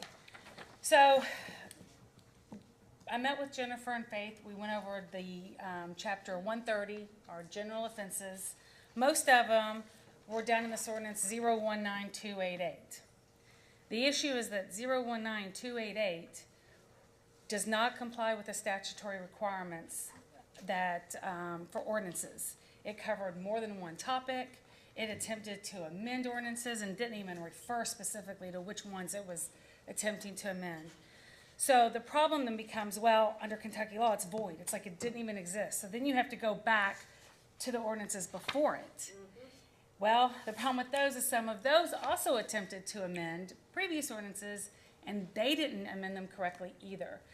Some of these arguably, like the 1976 from 1976, I think that that's arguably still the valid one, because the two that tried to appeal, amend it or repeal it didn't fit the statutory scheme. So what I did just so that it was clear, just so that nobody could come back, if I just attempted to repeal the 019288 and didn't repeal these others, somebody could come back and say, well, these were still good, or maybe the courts decided they weren't void, even though there's case law that says they should be. What if that gets turned over? That happens all the time in legal situations. So safest thing, repeal them all. We're just gonna repeal them all and start over with respect to what was in chapter 130. When I met with, now a lot of that was in our property maintenance code handles a lot of that. So, your height of trees and vehicles, and whether you can stay in a recreational vehicle in the city limits, like to live there, all of that. That was handled in our property maintenance code. But when I met with Faith and Jennifer, they decided they really wanted to, really renew, 3 of them? I think that's what we came, 3 of them. firearms, noise, and, the third one that we're gonna read tonight. The hood. No, we didn't. No, we're repealing that. No, Yeah, that's right. you all wanted, you all said just repeal that and not replace I it. remember that. It's been a while. Let's see, here we go. Was it the inoperable vehicles? No, Then I don't know. Maybe trees and shrubs. it was the firearms. And we were gonna talk to the fire department about the burning, weren't we?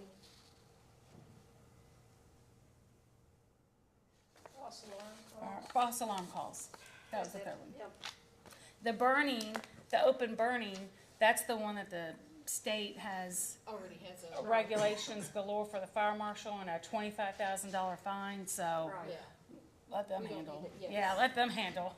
Yeah, that's Let them handle that, so, now, it does not cover the two about the, fire. This chart, I'm repealing too about the, mitigation rates for the fire department. Right. Those were not included in here, those were repealing because we need to update our mitigation rates. They had not been updated in 2013, but when I went back and looked at that ordinance, it also was amending a prior one and not amending it in conformity with Kentucky law. So a real mess. I just decided to repeal both statutes. Some of this is just, it might be overkill, but the one thing I know is we're not gonna go to court and our ordinance is not be in effect because we repealed too many. Right. That won't be the case. So that is the flow chart of what, and so everything below, like you've got this one, and then if you see arrows below, that means that the one above it was trying to repeal the one Right. below it. Right. And as you can see, the very top one tried to do way too much stuff. I mean, an ordinance is only allowed to have one subject matter. So if you're talking about what time you're gonna do Halloween, and then you're talking about how tall your trees can be, that cannot be in the same ordinance, because they have nothing to do with each other, really. So, that is the flow. Does anybody have any questions before I start? Because what I'm gonna do is I'm just gonna start reading one after the other. So does anybody have any questions before that? If not, then you can ask them afterwards too, if you've got them. Let me put the clock on you now. Sure. All right. Here we go. Summary, go ahead. Yeah, I'm reading summaries, yeah. Summary of ordinance 024038 and ordinance repealing ordinance 019288 related to repealing and replacing prior ordinances concerning the maintenance of neighborhoods and properties and imposing circumstances concerning nuisances in the city limits of the city of Shepherdsville, Bullitt County, Kentucky. By the way, these are all sponsored and co-sponsored by Faith Portman and Jennifer Mendez, so I'm not gonna read their names on the rest of these to save some time. Summary, section 1 sets forth that ordinance 019288 passed on May 21st, 2019 is repealed in its entirety. Section 2 sets forth the severability clause. Section 3 sets forth the repeal of prior ordinances in conflict with this ordinance. Section 4 sets forth the publication requirement. Summary of ordinance 024039, an ordinance repealing ordinance 016210 related to tobacco use in motor vehicles carrying infants in its entirety. Summary, section 1 sets forth that ordinance 016210 passed on May 10th, 2016 is repealed in its entirety. Section 2 sets forth the severability clause. Section 3 sets forth the repeal of prior ordinances in conflict with this ordinance. Section 4 sets forth the publication requirement. Summary of ordinance 024040, an ordinance repealing ordinance 999-464 related to prohibiting the discharge of weapons in the city limits of the city of Shepherdsville in its entirety. Summary, section 1 sets forth that ordinance 999-464 passed on June 28, 1999 is repealed in its entirety. Section 2 sets forth the severability clause. Section 3 sets forth the repeal of prior ordinances in conflicts with this ordinance. Section 4 sets forth the publication requirement. Summary of ordinance 024041, an ordinance repealing ordinance 001523 related to wearing hoods or masks in public places in the city limits of the city of Shepherdsville in its entirety. Summary, section 1 sets forth that ordinance 001523 passed on June 11, 2001 is repealed in its entirety. Section 2 sets forth the severability clause. Section 3 sets forth the repeal of prior ordinances in conflict with this ordinance. Section 4 sets forth the publication requirement. Summary of ordinance 024042, an ordinance repealing an ordinance 009776 related to the control of open burning in the city of Shepherdsville in its entirety. Summary, Section 1 sets forth that ordinance 009776 passed on November 23rd, 2009 is repealed in its entirety. Section 2 sets forth the severability clause. Section 3 sets forth the repeal of prior ordinances in conflict with this ordinance. Section 4 sets forth the publication requirement. Summary of ordinance 024043, an ordinance repealing ordinance 009763 related to regulating nuisances in the city of Shepherdsville in its entirety. Summary, Section 1 sets forth that ordinance 009763 passed on March 23rd, 2009 is repealed in its entirety. Section 2 sets forth the severability clause. Section 3 sets forth the repeal of prior ordinances in conflict with this ordinance. Section 4 sets forth the publication requirement. Summary of ordinance 024045, an ordinance repealing ordinance 010781 related to regulating nuisances in the city of Shepherdsville in its entirety. Section 1 sets forth that ordinance 010781 passed on June 14, 2010 is repealed in its entirety. Section 2 sets forth the severability clause. Section 3 sets forth the repeal of prior ordinances in conflict with this ordinance. Section 4 sets forth the publication requirements. They're different, but. Brenda, I'm missing summary of ordinance 44. Here's what we're- I just passed over it. And 4, I'm missing some. Okay. Is that one? Yeah. Summary of ordinance 024044, an ordinance repealing ordinance 009775 related to regulating nuisances in the city of Shepherdsville in its entirety. Summary, Section 1 sets forth that ordinance 009775 passed on October 12, 2009 is repealed in its entirety. Section 2 sets forth the severability clause. Section 3 sets forth the repeal of prior ordinances in conflict with this ordinance. Section 4 sets forth the publication requirement. Okay, I read 5. All right, I'm missing. Can I borrow your 6? I'm missing like every other one. Oh, okay. I've got an ordinance, but I don't have the summary, or it's not in the order. Summary of ordinance 024046, an ordinance repealing chapter 130 of the Shepherdsville Code of Ordinances related to general offenses. Summary, Section 1 sets forth that chapter 130 of the Shepherdsville Code of Ordinances is repealed in its entirety. Section 2 sets forth the severability clause. Section 3 sets forth the repeal of prior ordinances in conflict with this ordinance. Section 4 sets forth the publication requirement.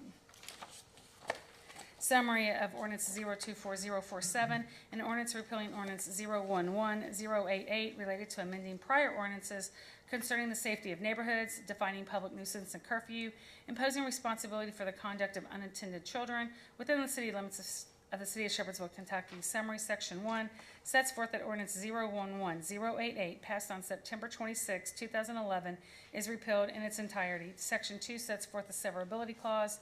Section 3 sets forth the repeal of prior ordinances in conflict with this ordinance. Section 4 sets forth the publication requirements. Summary of ordinance 024048, an ordinance repealing ordinance 011092 related to amending ordinance 011088 concerning the use of firearms for hunting of wildlife, weapon handling, training on property exceeding 10 acres in area within corporate boundary of the city of Shepherdsville in its entirety. Summary, Section 1 sets forth that ordinance 011092 passed on November 28, 2011 is repealed in its entirety. Section 2 sets forth the severability clause. Section 3 sets forth the repeal of prior ordinances in conflict with this ordinance. Section 4 sets forth the publication requirement. Summary of ordinance 024049, an ordinance repealing ordinance 012121 related to amending ordinance 984112 and further providing parking of motor vehicles within the city limits of the city of Shepherdsville in its entirety.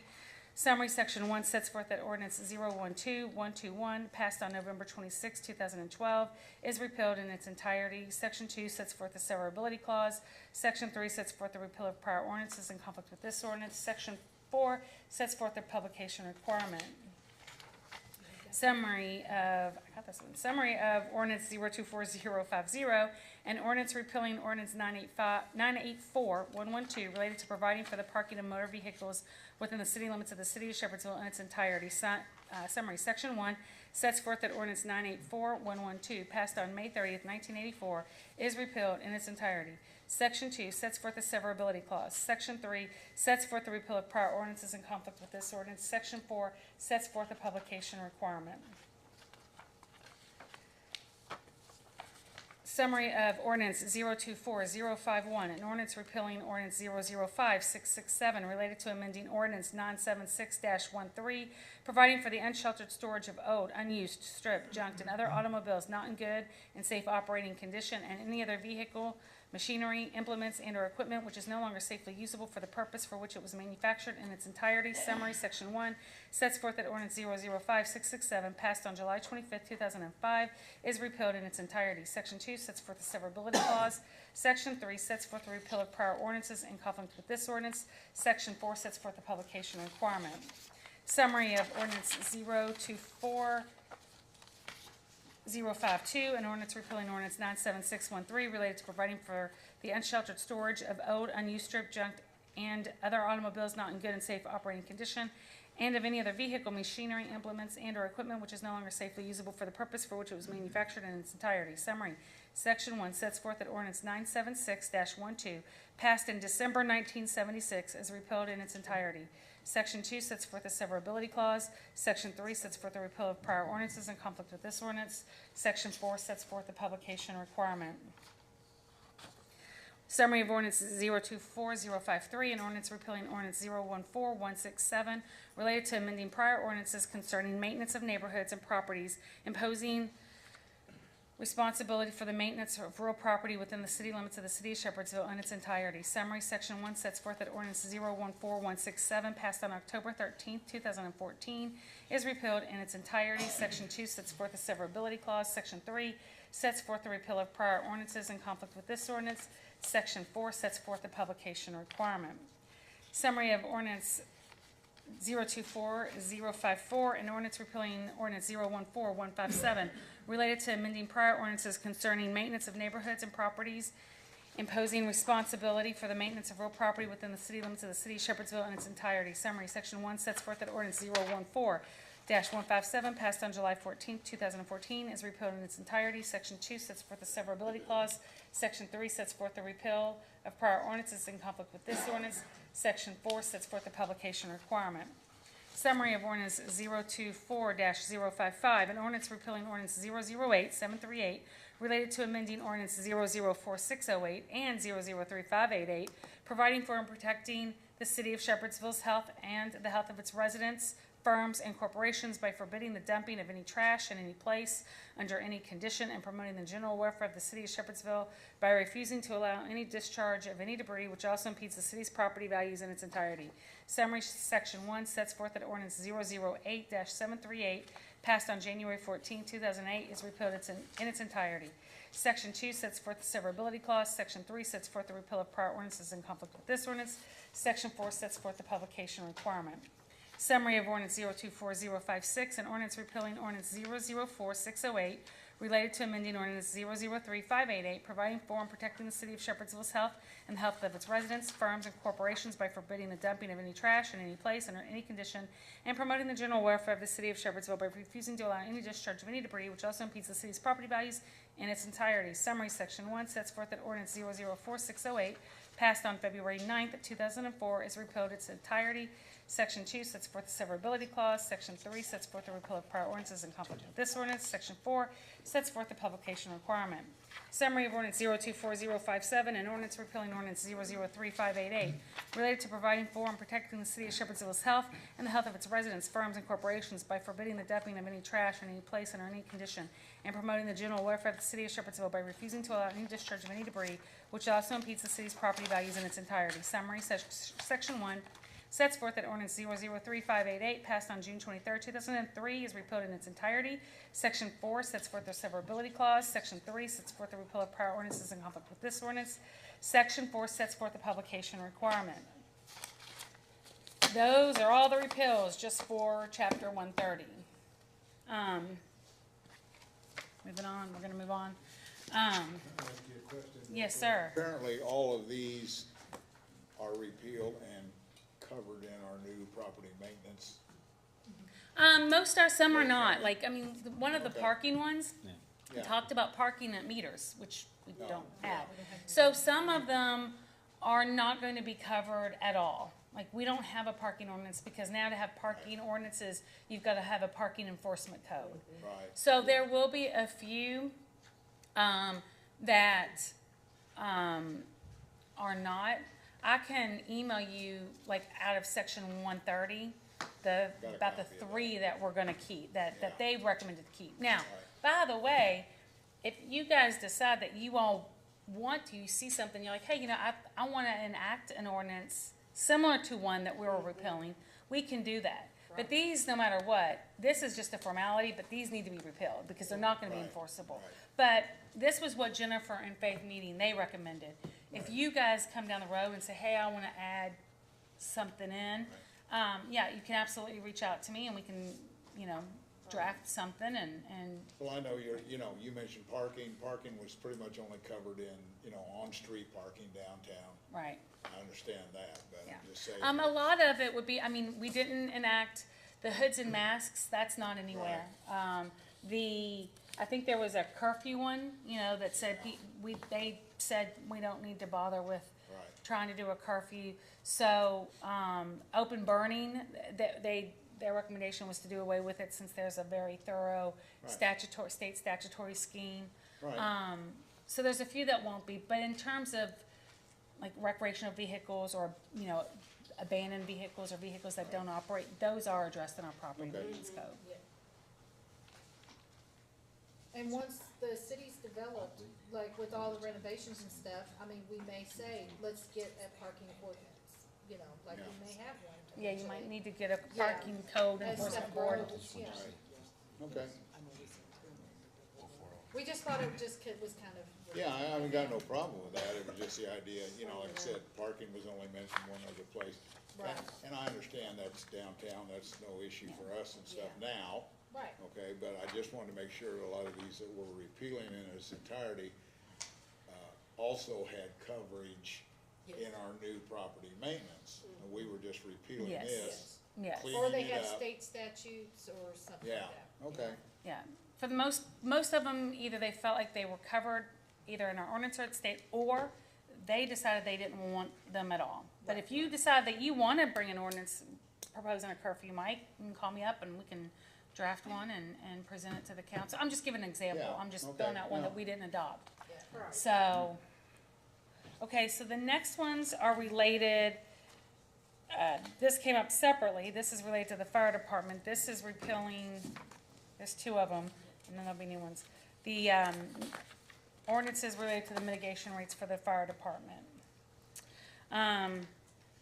So summary of ordinance 024058, an ordinance repealing ordinance 013127 related to amending ordinance 002559, establishing fees to be charged by the Shepherdsville Fire Department for auto accident rescues, hazardous materials cleanup, mitigation, vehicle fires, or any other incidents which require cleanup by the city of Shepherdsville, and penalties for failure to timely pay such fees in its entirety.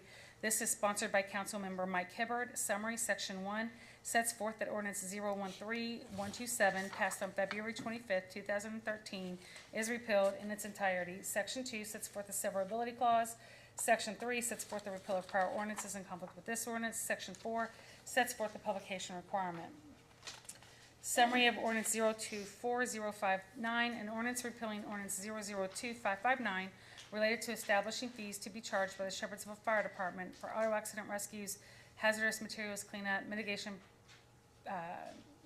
vehicle fires, or any other incidents which require cleanup by the city of Shepherdsville, and the penalties for failure to timely pay such fees in its entirety, sponsored by Councilmember Mike Hibbard. Summary, Section 1 sets forth that ordinance 002559, passed on August 25th, 2002, is repealed in its entirety. Section 2 sets forth a severability clause. Section 3 sets forth the repeal of prior ordinances in conflict with this ordinance. Section 4 sets forth the publication requirement. Okay, that's all of the repeals. So now we're on to new ones, new ordinances.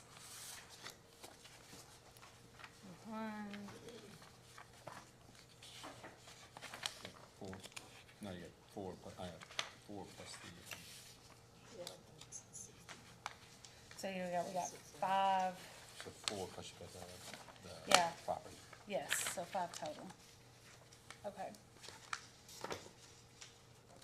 Okay, so this next one, this is for the noise sound amplifying. So summary of ordinance 024060, an ordinance related to the use of noise sound amplifying equipment in the city of Shepherdsville, Bullitt County, Kentucky, sponsored by Councilmember Faith Portman, co-sponsored by Councilmember Jennifer Mendez. Summary: Section 1 sets forth the scope of the ordinance. Section 2 sets forth the definitions. Section 3 sets forth that it is unlawful to commit, aid, or abet in the operation of any aircraft or drone for any purpose in or over the city limits with sound amplifying equipment. Section 4 sets forth that no person shall use any sound amplifying equipment to be heard upon the public streets or sidewalks in the city limits at any time. Section 5 sets forth that it is a violation to emit noise in the city limits between the hours of 11 p.m. and 7 a.m., which is audible 50 feet from the property line of the property on which the source of the noise is located. Further sets forth exemptions. Section 6 sets forth that a violation of this ordinance is a civil violation. Further sets forth the penalties. Section 7 sets forth the severability clause. Section 8 sets forth the repeal of prior ordinances in conflict with this ordinance. Section 9 sets forth the publication requirement. Operative word in this thing is civil. Correct. Okay.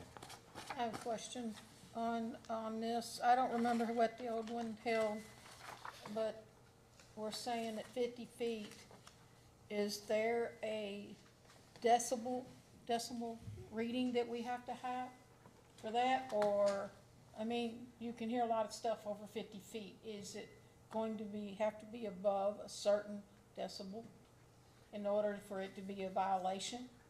Currently as written, no.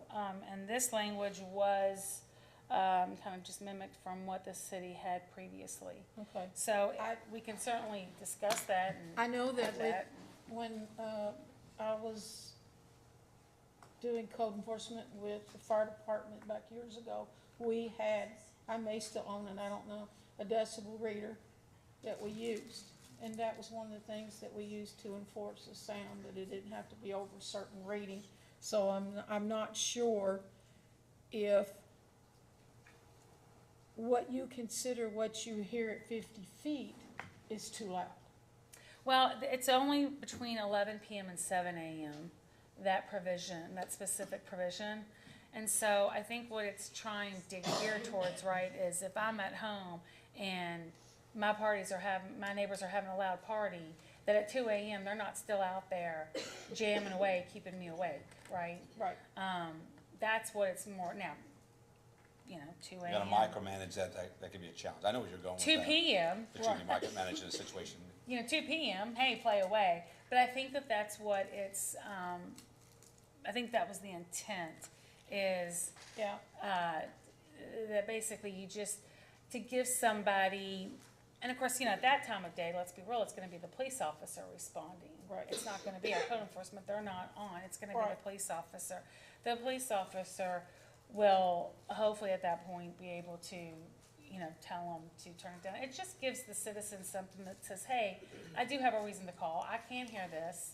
Can you at least knock on their door and tell them to, turn down their, boom box or their party or I think it also, because people complain about it, but I think this also goes towards, fireworks. If somebody's letting off fireworks at 2 or 3 a.m., I think that's probably a little excessive. This gives people a little bit of meat to be able to call our city and, call the non-emergency line and maybe get somebody out, a police officer to say, hey, it's time to knock off the fireworks at 3 a.m. Your neighbors are trying to sleep. I agree with the ordinance. I'm just saying I don't know if in the future it'll provide a problem and there becomes a disagreement over what's too loud and what's not too loud. I think the sensibility piece is whatever you're doing after 11 o'clock is probably not a sensible thing to be doing. I think that's what this you can leave it there, but again, I think you go further than that, you're gonna micromanage this into, again, if you're still looking at it, again, who's gonna actually take care of this? Code enforcement. And they don't work 11 o'clock at night. Right. So again, you gotta keep we can always ask law enforcement if we have a situation, non-emergency, if they're in the area, just to run through there. That could make a difference in just somebody commenting down. But again, that's gonna have to be notified, and it's gonna have to be actually taken back to code enforcement to actually process this. Right. Remember, again, I said the word is civil. Yes. It's not a criminal act. So if the police officer goes out there, then the police officer will need to let our code enforcement say, hey, I got this complaint. Code enforcement will need to follow up with a notice. Now, What I would really recommend, to be honest with you, is if the police officer goes out there and says, turn your music down, and they turn our music down, there's no more complaints, you let it go. We don't go, we don't send it We're to not raid, gonna- we don't do we're all not- of that, we let it go. This is, but now if they're a repeat, if every weekend, there's one particular house that's getting a call every weekend, okay, now we've got something that we can do. So that's, and you know, Bonnie, we can always, you know, if we, down the line, if we feel like we need to tweak that and be more specific down the line, we can. I don't even know though that anybody's got equipment. Yeah, we wouldn't be, I think if we just do It's this just a stuff. little handheld Yeah, device. if, that's, Like I yeah. said, I have one somewhere, but I just don't know where it's at. You're doing it after 11 o'clock and you're allowed. We're gonna come see you. We'll come by and try that on your Well, house. come on. Go to sleep. There's no noise around. Any other questions or comments about this one? Okay. All right, summary of ordinance 024061, an ordinance prohibiting the discharge of firearms in the city of Shepherdsville, Bullitt County, Kentucky, sponsored by Councilmember Faith Portman, co-sponsored by Councilmember Jennifer Mendez. Summary, section 1 sets forth the scope of the ordinance. Section 2 sets forth the definitions. Section 3 sets forth that it is unlawful to discharge or cause the discharge of any firearm within the city limits. Section 4 sets forth exceptions. Section 5 sets forth parental responsibility of minors. Section 6 sets forth that a violation of this ordinance is a misdemeanor. Further sets forth that a fine of not more than $500 for each offense.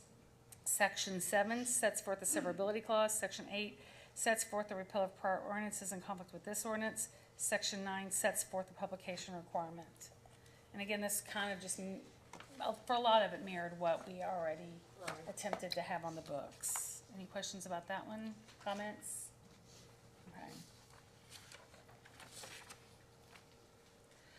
Summary of ordinance 024062, an ordinance related to the registration of alarm systems and reimbursement fees for repeated false alarm calls in the city of Shepherdsville, Bullitt County, Kentucky, sponsored by Councilmember Faith Portman, co-sponsored by Councilmember Jennifer Mendez. Summary, section 1 sets forth the definitions, including the definition of alarm system as any mechanical or electrical device sold or installed which is designed for the use for the detection of an unauthorized entry into a building, structure, or facility or enclosed area, or for alerting others of unauthorized entry or any other crime or fire emergency, and which contains an operational automatic dialer. Section 2 sets forth that newly installed alarm systems shall be registered with the Shepherdsville Police Department before being placed into operation. Sets forth that existing alarm systems shall be registered with the Shepherdsville Police Department on or before the close of the 3rd business day after an existing alarm system has generated a false alarm. Section 3 sets forth the individual responsible for determining whether an alarm was a false alarm. Further sets forth the factors to be considered when determining if an alarm is false. Further sets forth exceptions to false alarms. Section 4 sets forth that a false alarm report shall be prepared when it is determined that an alarm is a false alarm. Further sets forth the information that is to be included in a false alarm report. Further sets forth the information that is to be sent to a false alarm user. Section 5 sets forth that records of all false alarms shall be maintained for a period of not less than 120 days after the expiration of each alarm period. Sets forth that the records shall be available for review by the police chief, fire chief, mayor, city council, and city attorney. Section 6 sets forth the reimbursement fees for a third or subsequent false alarm with an alarm period at the same location as follows. A, 3 to 12 false alarms, $350 for each response run. 13 or more false alarms, $500 for each response run. Further sets forth the appeals process for a false alarm reimbursement fee. Section 7 sets forth that it is a civil violation to fail to register an alarm system as required by this ordinance. Further sets forth the penalties for failing to register an alarm system. Section 8 sets forth the severability clause. Section 9 sets forth the repeal of prior ordinances in conflict with this ordinance. Section 10 sets forth the publication requirement. Any comments, discussions? Chief, this is gonna be an education process, okay? And we need to make sure that, again, we don't be surprising. We have a lot of folks with a lot of relationships in the industrial park. We need to let them know. Yeah. We passed this ordinance because I talked to Chief Lane. When I first came into office, we were talking about false runs, okay? And that, again, is a cost to us. The cost is not just doing that, it takes us away from really something else that should be done, especially when it comes to 65. We had this on the books already. I just don't know if it was being enforced at all. So, well, that, we talked a little bit about that when you first came into office, but the biggest thing for us is, You know, we want to be where we're supposed to be, okay? Some things do happen. If it's it's like the noise ordinance. If you do it once, we tell you not to do it, okay, and again, that happen if it's one thing and it doesn't happen for a while, we're not gonna penalize these people, but we need them to understand, they need due diligence, keep their equipment right, make sure all those folks know if it's a false alarm, call us right away, let us know. We're not running equipment and people out there. And Yes, we and know there's that's- some costs out there to them. That is one of the exceptions right now. So one of the exceptions for having to pay a fine is, let's say my home or my triggers a false alarm. And if I call you all immediately, then I'm not supposed to get a false alarm reimbursement fee. But I guess we need to monitor that because I don't know how that affects, you know, the fire department with respect to that. I don't know how taxing that is. So that would be something else down the road if we need to look at. that, You have hey, record of all calls, on service calls, so y'all have all that record, again, we'll have that as far as the notation from the. Yeah, I resident. just didn't know if that was still taxing on the fire department Oh, he's got it. to, you know, so. Right, chief? All right. But that's also why I made this summary a little bit more detailed, because a lot of people have alarm systems now. This affects probably more than the firearms, even the noise, so I wanted to make sure that people understood what this meant, so, It is costly to the city. yes. Right. Okay, so summary of ordinance 024063, an ordinance establishing and implementing mitigation rates for the deployment of emergency and non-emergency services by the fire department for services provided rendered by the City of Shepherdsville Fire Department, sponsored by Councilmember Mike Hemmer. Summary, Section 1 sets forth the scope of the ordinance. Section 2 sets forth the definitions. Section 3 sets forth the flat mitigation rate for passenger vehicle fire, gas leak, and fluid debris and cleanup at $500 for each response. Section 4 sets forth the apparatus and personnel mitigation rates as follows. For each apparatus, command car, $120 for the first hour, $180 each additional hour. Engine companies, $300 for the first hour, $450 for each additional hour. Ladder companies, $250 for the first hour, $375 each additional hour. Rescue companies, $360 for the first hour, $480 each additional hour. For each personnel, fire chief, $95 for the first hour, $142.50 for each additional hour. Deputy fire chief, $95 for the first hour, $142.50 each additional hour. Assistant fire chief, $95 for the first hour, $142.50 for each additional hour. Shift supervisor, $95 first hour, $142.50 each additional hour. Firefighter, $50 for the first hour, $75 each additional hour. Section 5 sets forth that the mitigation rate for supplies and materials shall be set by the fire department based on the actual cost of supplies and materials and that which is usual, customary, and reasonable. Section 6 sets forth the billing and payment responsibilities. Further sets forth that a resident of the City of Shepherdsville and a resident's dependents shall not receive a bill from the fire department unless such service is due to a criminal act perpetrated by the resident or resident's dependents. Section 7 sets forth the severability clause. Section 8 sets forth the repeal of prior ordinances in conflict with this ordinance. Section 9 sets forth the publication requirement. Again, chief, this will be kind of, again, part of that whole transition and communicating and. So any questions about that? So I want to make it clear, so their flat rate, like they have to go out to a passenger vehicle fire, it's gonna be $500 automatically. And then let's say they send a command car, you're gonna automatically tack on 120 for that first hour. So that's gonna be 620. And then for, let's say you go, I'm just gonna make it simple. So you got 620. Let's say now you sent out one firefighter, which I know we never would, but if you did, now you're looking at plus $50 for that first hour. So the flat, so those are in addition to that flat mitigation fee. Chief, do you want to add anything to this? Are you good with everything you've heard? Okay, I just want to make sure. I know you have, I just want to make sure if you did want to add anything to it. Okay. And I You're think you welcome. told me that this is kind of in line with, these rates are in line with what is around the area, correct? Okay. And residents, it does exclude the residents and their dependents, as did the old, other one, because they already pay the taxes, so. First of all, for you, this next one, thank you for doing all that.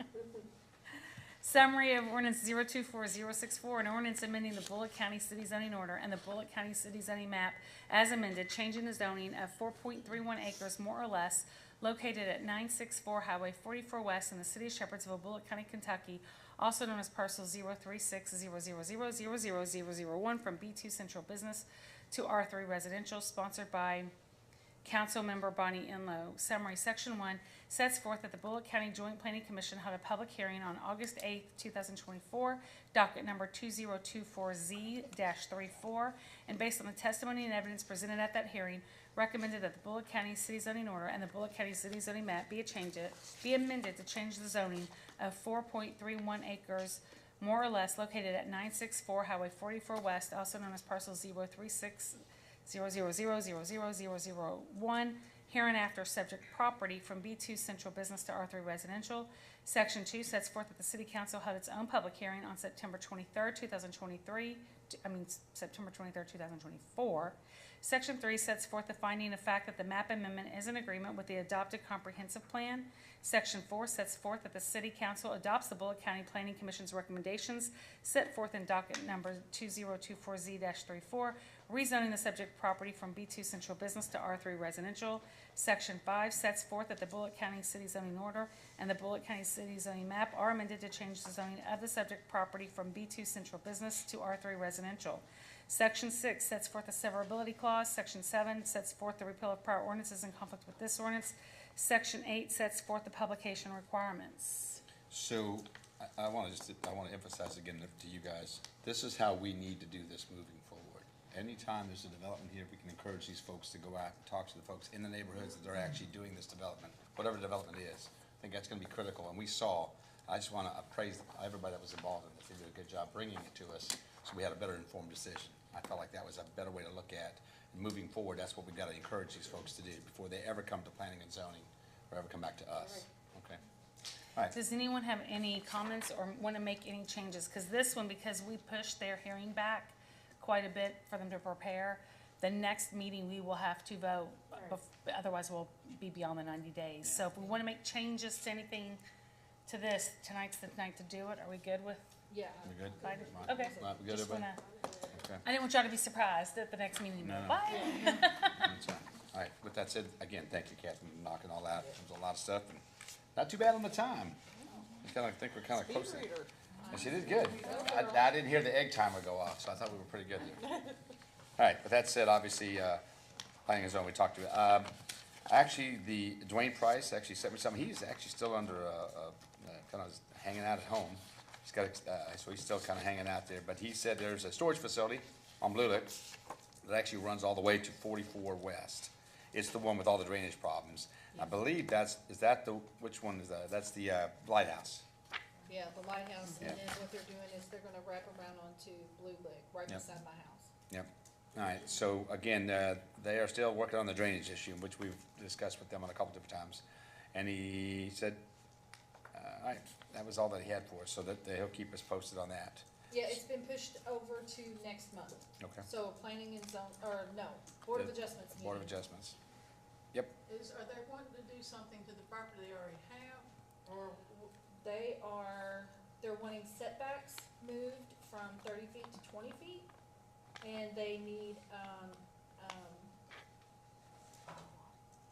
like the permit to build, it expired. Okay, and they're gonna attach to the old lighthouse, is what they're gonna do? Well, the people who own the lighthouse are building this one Bless too. you. And it's just gonna wrap all the way around. So one of the things that's in this opportunity, we dealt with them twice last year. We talked to them, they're out of Evansville. Okay, we've talked to them already. They need to make sure when this piece gets done, there are two basins out front, and there's never water in them. Never water in them. So we'll have to watch how they actually, where that's running off. So I think that's gonna be critical for our That end. was a horrible job. Right. I think Well, so. it is, yeah. I think so. So, It's and again, because all the water goes to Cherry Street, yeah, so, right. and that's all it's gonna do is just bowl it. So hopefully we'll stay real close to that one for you all to know that. All right, and then, department reports. Joey, stepping up for the rest of the team here. Why don't you come up and say hi to us? And if you got anything for us? Come on up here.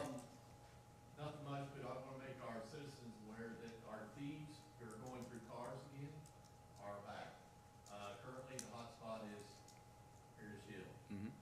We do have some video from a citizen's security camera, and we're working with Little Metro to try to clean up the video, and we could use it and get facial recognition off of it. But in the time being, waiting for that to happen, that takes a few days.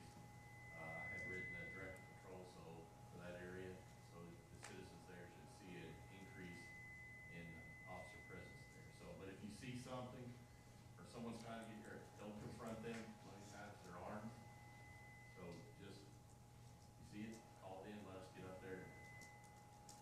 lot of people are putting more lighting around their homes, but anyway, most of them have cameras. Make sure you lock your doors, don't, your cars, your houses, and don't leave anything valuable in your cars, nothing, no medications, phones, guns, purses, computers, or anything like that. But most of the time, if they go by and they don't see anything, they're not gonna mess with it. If they see something, they're pretty determined, they'll find a way in. Keep us posted on that. I know I sent you a couple of videos. Yeah, that were sent from the residents. Okay, thank you, Joey. I'd just like to say, you don't have to be specific, but I've seen several photos on social media where you can't quite read, or you can't quite make out a face, and you can't quite read the license. Does our department, do we have those resources? Do you have software or anything to enhance, or do you have to go with the sheriff or the state? We have contacts at Louisville Metro Police that, Okay. that's what they do all the time, and many times it doesn't, because the video cameras Yeah. are out there, they're not the greatest quality. So sometimes it helps. Yeah. And since I know the chief has started the neighborhood watch, you guys really, it was an old concept, didn't do well for it, but it's back, and it needs to come back with everybody really eyes and ears. Yep. Yep. He stepped up and Yeah, we'll have another meeting here soon. We had one that, a little bit light turned on that, but I think now this is a good conversation for everybody to have, help each other out, so. I think you're gonna see some good results with it. Thank you, Joey. Appreciate it, buddy. Come on up here, chief. Since you don't have your partner with you in crime, you got Joey today. Joey and Jody today. How you doing, buddy? Good, sir. How about you? I'm doing good, man, doing good. Thank you for joining us for the mayor's walk on Saturday. It was fun. That's Had a great time. Yeah. Wife, kid, dog, they're all good. Had them all there. Yes, sir. Had them all Yes, there.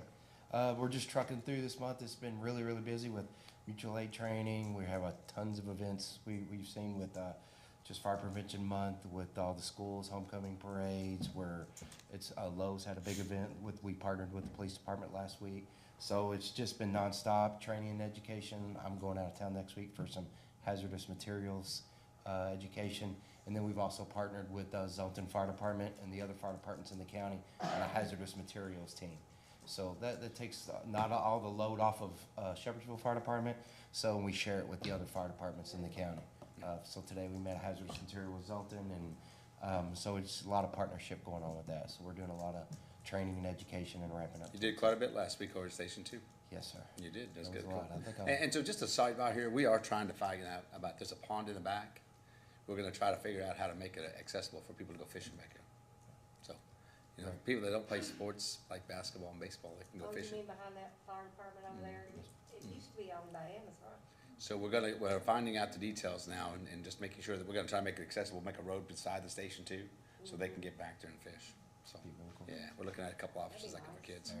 It's all, kids will just enjoy that, but we'll look at that. But anyway, I do appreciate everything you're doing. Thank you for the walk.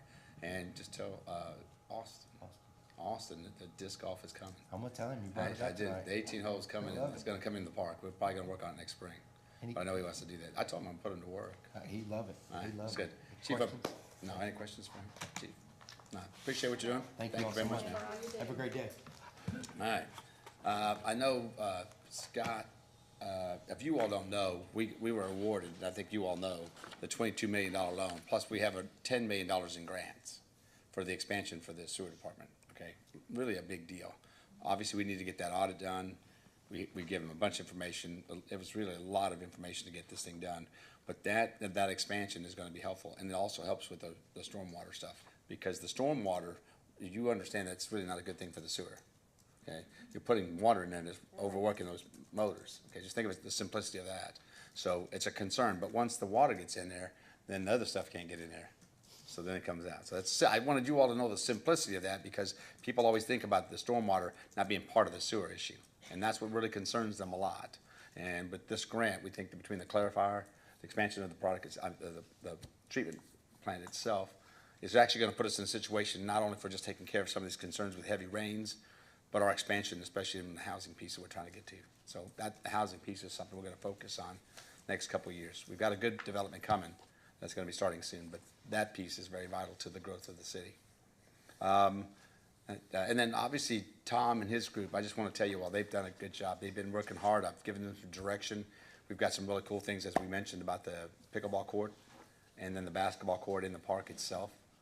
They've been doing a lot of work cleaning things up for us, moving all the boulders out of the way. We're going to put more of the fence up back here. You'll see some aesthetics that'll be nice, that'll go along with what we've done, and then it just kind of goes accents and enhances the kind of work we're doing with these big projects. So we're pretty excited about that. So I know they kept working. I've got a meeting with both Scott and Tom tomorrow morning. We're going to go over some stuff to that. And Brenda, do you have anything you'd like to add? Working hard. Yeah. And our cats are doing fine. working Our cats are hard. doing fine. If you're asking about Sheppy and Bullet, they're doing good. They're spoiled. All right. Now, with that said, all right, council. Miss Bonnie. Would you like to announce November the 6th? Oh, yes, I would. All right. Yes, I would. I'm really excited about that. So we got the chance on the 9th that you got to see the drawing, or you got to see what we're putting on there. All right, so it's November the 6th, Wednesday morning, and I think it's going to be about 9 o'clock, Chief. Let's get the. We're doing 3. I'm sorry, I didn't get the time. I knew we were trying to do. So 3 o'clock, and I'll have Amber put everything out. 3 o'clock, November the 6th, Station 2. It won't be called Station 2 anymore. It's going to be called Jim Enlow Station 2. Okay? So we're excited about that. Thank you for letting me do that. Where is that though? That's it. Station 2 right there off Cedar Grove Road, right? Oh, Right behind it.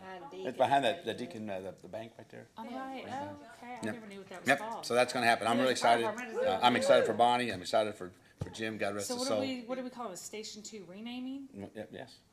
Yeah, put that on there. Put that on your schedule. On my calendar. Put that on your schedule. I'm excited because there's a lot of good stories about this man, and I got to meet him at the last part of his life, but so many good stories about things he's done in the community, and he hung out with Bonnie. That's what you got to say. That's awesome. What's it?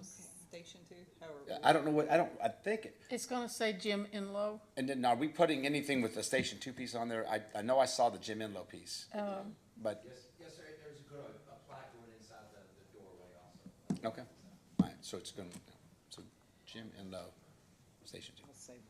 All right, so I want to thank the mayor for getting this taken care of. The previous mayor promised for 6 years to get this done for Jim. He dedicated volunteer 30 years in the fire department, 20 of that as the chief.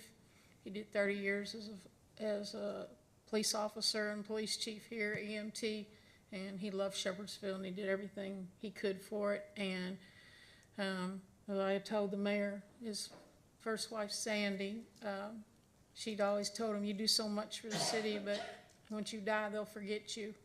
And so now he won't be forgotten.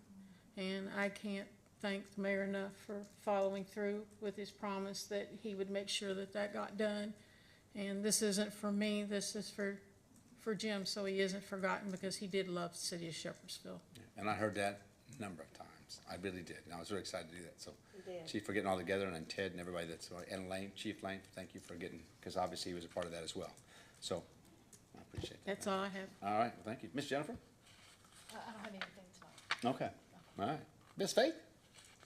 I have one thing. I just want to say thank you to the sewer department. A resident on my street had issues with her sewer. They scoped it, and it was full of tree limbs, and saved her a lot of money because he was going to tear the whole thing out, you know.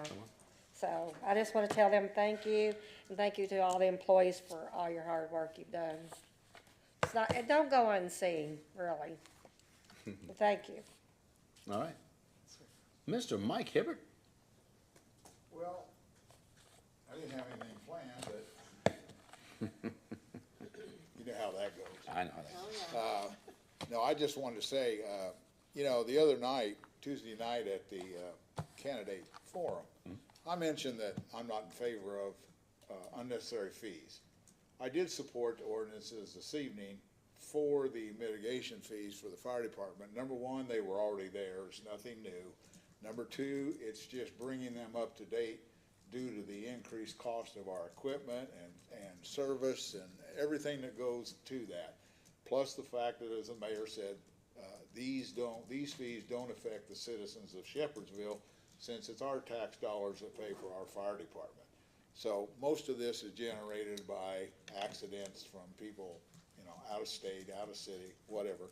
And when they bill the insurance, maybe they get a full payment and maybe they don't, you know? But, it's good to have whatever we get out of it. And I think it was just an update.